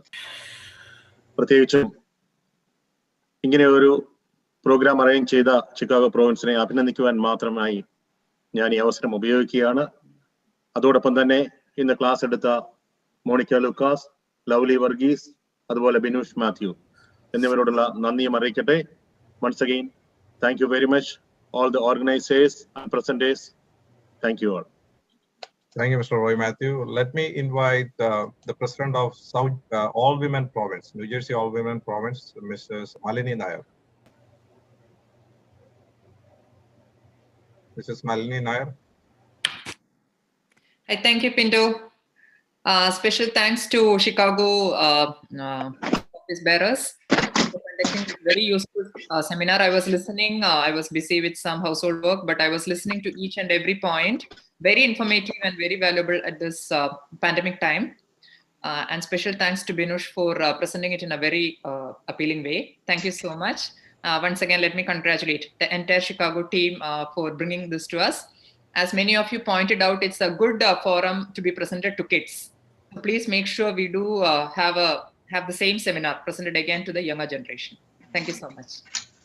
Thank you, Mrs. Malini Nair. Let me invite Mr. Sugu Varghese from North Texas Province. He is the president of North Texas Province. Thank you, Window. സത്യം പറഞ്ഞാല് ഇതേ കണക്കുള്ള ഇൻഫർമേറ്റീവ് ആയിട്ടുള്ള സെമിനാർ വീണ്ടും വീണ്ടും കേൾക്കാനും ഉള്ള ആഗ്രഹം തോന്നുന്നുണ്ട്. ഇങ്ങനെയുള്ള ഒരു ഇൻഫർമേഷൻ ഉള്ള ഇങ്ങനെ ഒരു സെമിനാർ നടത്തിയ ചിക്കാഗോയിലുള്ള എല്ലാ പ്രസിഡന്റ് പിന്നെ ചെയർമാനുള്ള എല്ലാവരെയും എൻ്റെ ടീമിനും അതേ കണക്ക് ഇതിൻ്റെ എഫർട്ട് എടുത്ത എല്ലാവർക്കും എൻ്റെയും, അതായത് നോർത്ത് ടെക്സാസിൻ്റെ പ്രസിഡന്റ് നിലയിൽ എൻ്റെയും എൻ്റെ ടീമിൻ്റെയും കൺഗ്രാജുലേഷൻ അറിയിക്കുന്നു. നന്ദി. വീണ്ടും ഇങ്ങനെയുള്ള സെമിനാറുകൾ വരട്ടെ എന്ന് ആത്മാർത്ഥമായി ആഗ്രഹിക്കുന്നു. നന്ദി, നമസ്കാരം. Thank you. Thank you, Mr. Sugu. Let me invite Georgia Province member, Mr. Anil Agustin. He is also the PR of America region. Mr. Anil Agustin, can you please unmute towards? Yeah, thank you, Pindo. I sincerely echo the words of our leaders, the words of appreciation. In fact, I express my personal gratitude to Mr. Binosh, Dr. Binosh, and the Illinois, the Chicago province leaders, Mr. Mathukutti, Benjamin, Sri Benjamin, and Mr. Sabi Kolot for organizing this in a very effective way, such a relevant topic during this hard times that our people at large are challenged with. My sincere appreciations and prayerfully that this is effective to the desired way. Thank you. Thank you, Mr. Anil. Let me invite the president of Houston Province, Mr. Joman Idayadil. Can you please unmute and say a few words?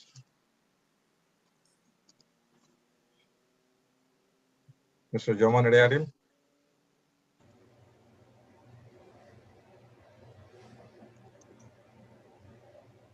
Okay, let me move on to the DFW province. Chairman, Mr. Sam Matthew. Sam Matthew from DFW province.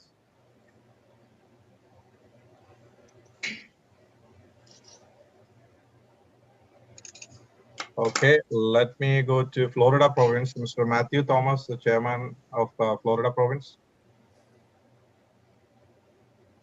Thank you, Mr. Pinto. ഇത്രയും മനോഹരമായ അതുപോലെ വളരെ ഇൻഫോർമേറ്റീവായ ഒരു seminar organise ചെയ്ത Chicago പ്രോവിൻസിന് പ്രത്യേക അഭിനന്ദനങ്ങൾ. അതുപോലെ ഇതിന് പങ്കെടുത്തിട്ടുള്ള ഓരോ കാൻഡിഡേറ്റിനും എല്ലാവർക്കും വളരെ വളരെ നല്ല ഒരു ക്ലാസ് ആയിരുന്നു. ഞാൻ മറ്റ് ഒരു പ്രോഗ്രാമിലായിരുന്നതുകൊണ്ട് ഞാനത് കേട്ടിരുന്നു, കംപ്ലീറ്റ് കേൾക്കുകയായിരുന്നു. ഇപ്പോൾ ഞാൻ മറ്റൊരു പ്രോഗ്രാമിലാണ്. എല്ലാവർക്കും വളരെ സന്തോഷമുണ്ട്. എല്ലാവർക്കും പ്രത്യേക അഭിനന്ദനങ്ങൾ. ഇത് ഓർഗനൈസ് ചെയ്ത ചിക്കാഗോയ്ക്ക് വീണ്ടും ഞങ്ങളുടെ ഫ്ലോറിഡ പ്രോവിൻസിന്റെ അഭിനന്ദനങ്ങൾ അറിയിക്കുന്നു. Thank you very much. Thank you, Mr. Matthew Thomas. Do we have anybody from North Jersey Province?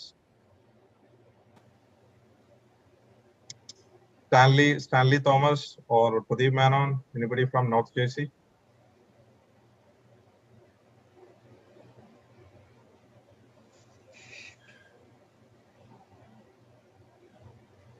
Okay, let me move on to South Jersey Province. Anybody join from South Jersey? I did see them join, but it seems like they already left. Okay, let me move on to the British Columbia Province. Do we have Matthew V, the chairman of British Columbia Province, join? Can you please unmute and say a few words?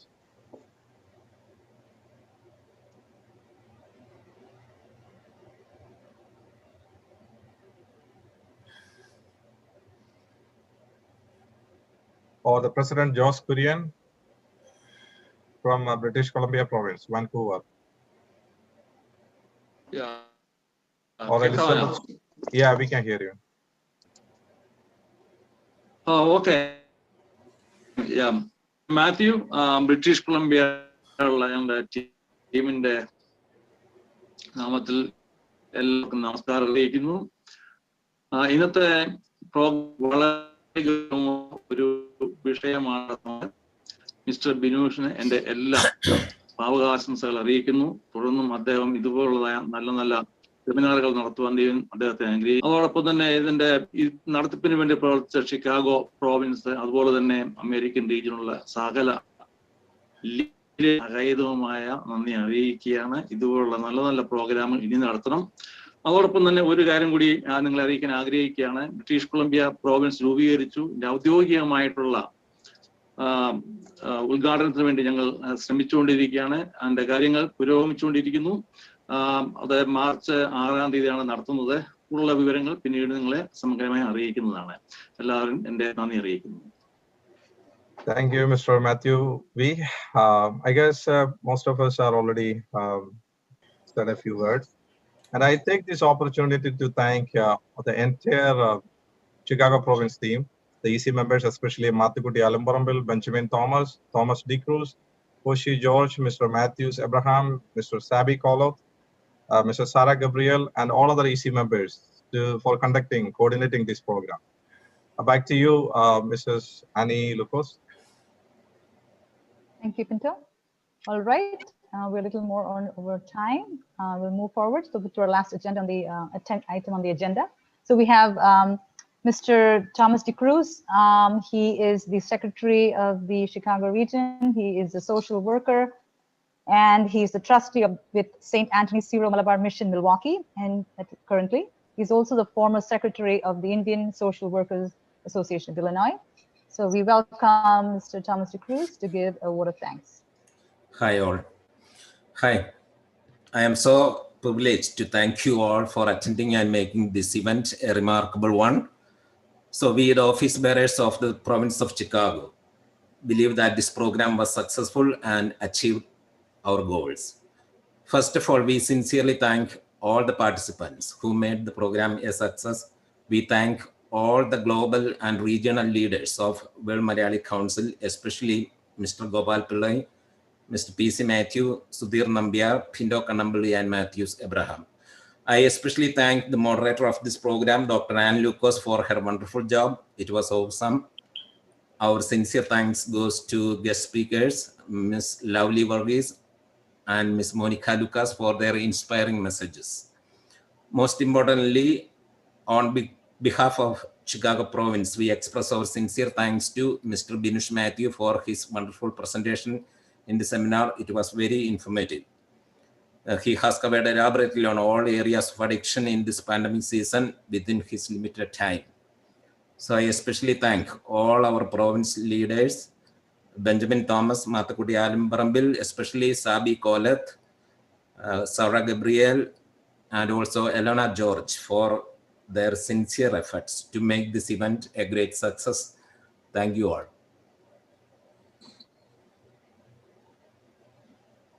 Thank you, Thomas. We call him Tommy.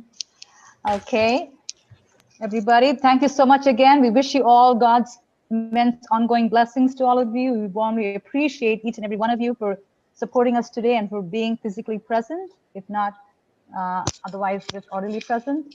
So on behalf of all the WMC, the World Malayalee Council, office bearers of every province, globally, regionally, and province, and on behalf of the Chicago region's office bearers, this is Ann Lucas signing off. So wherever you are, good day, good afternoon, or good night.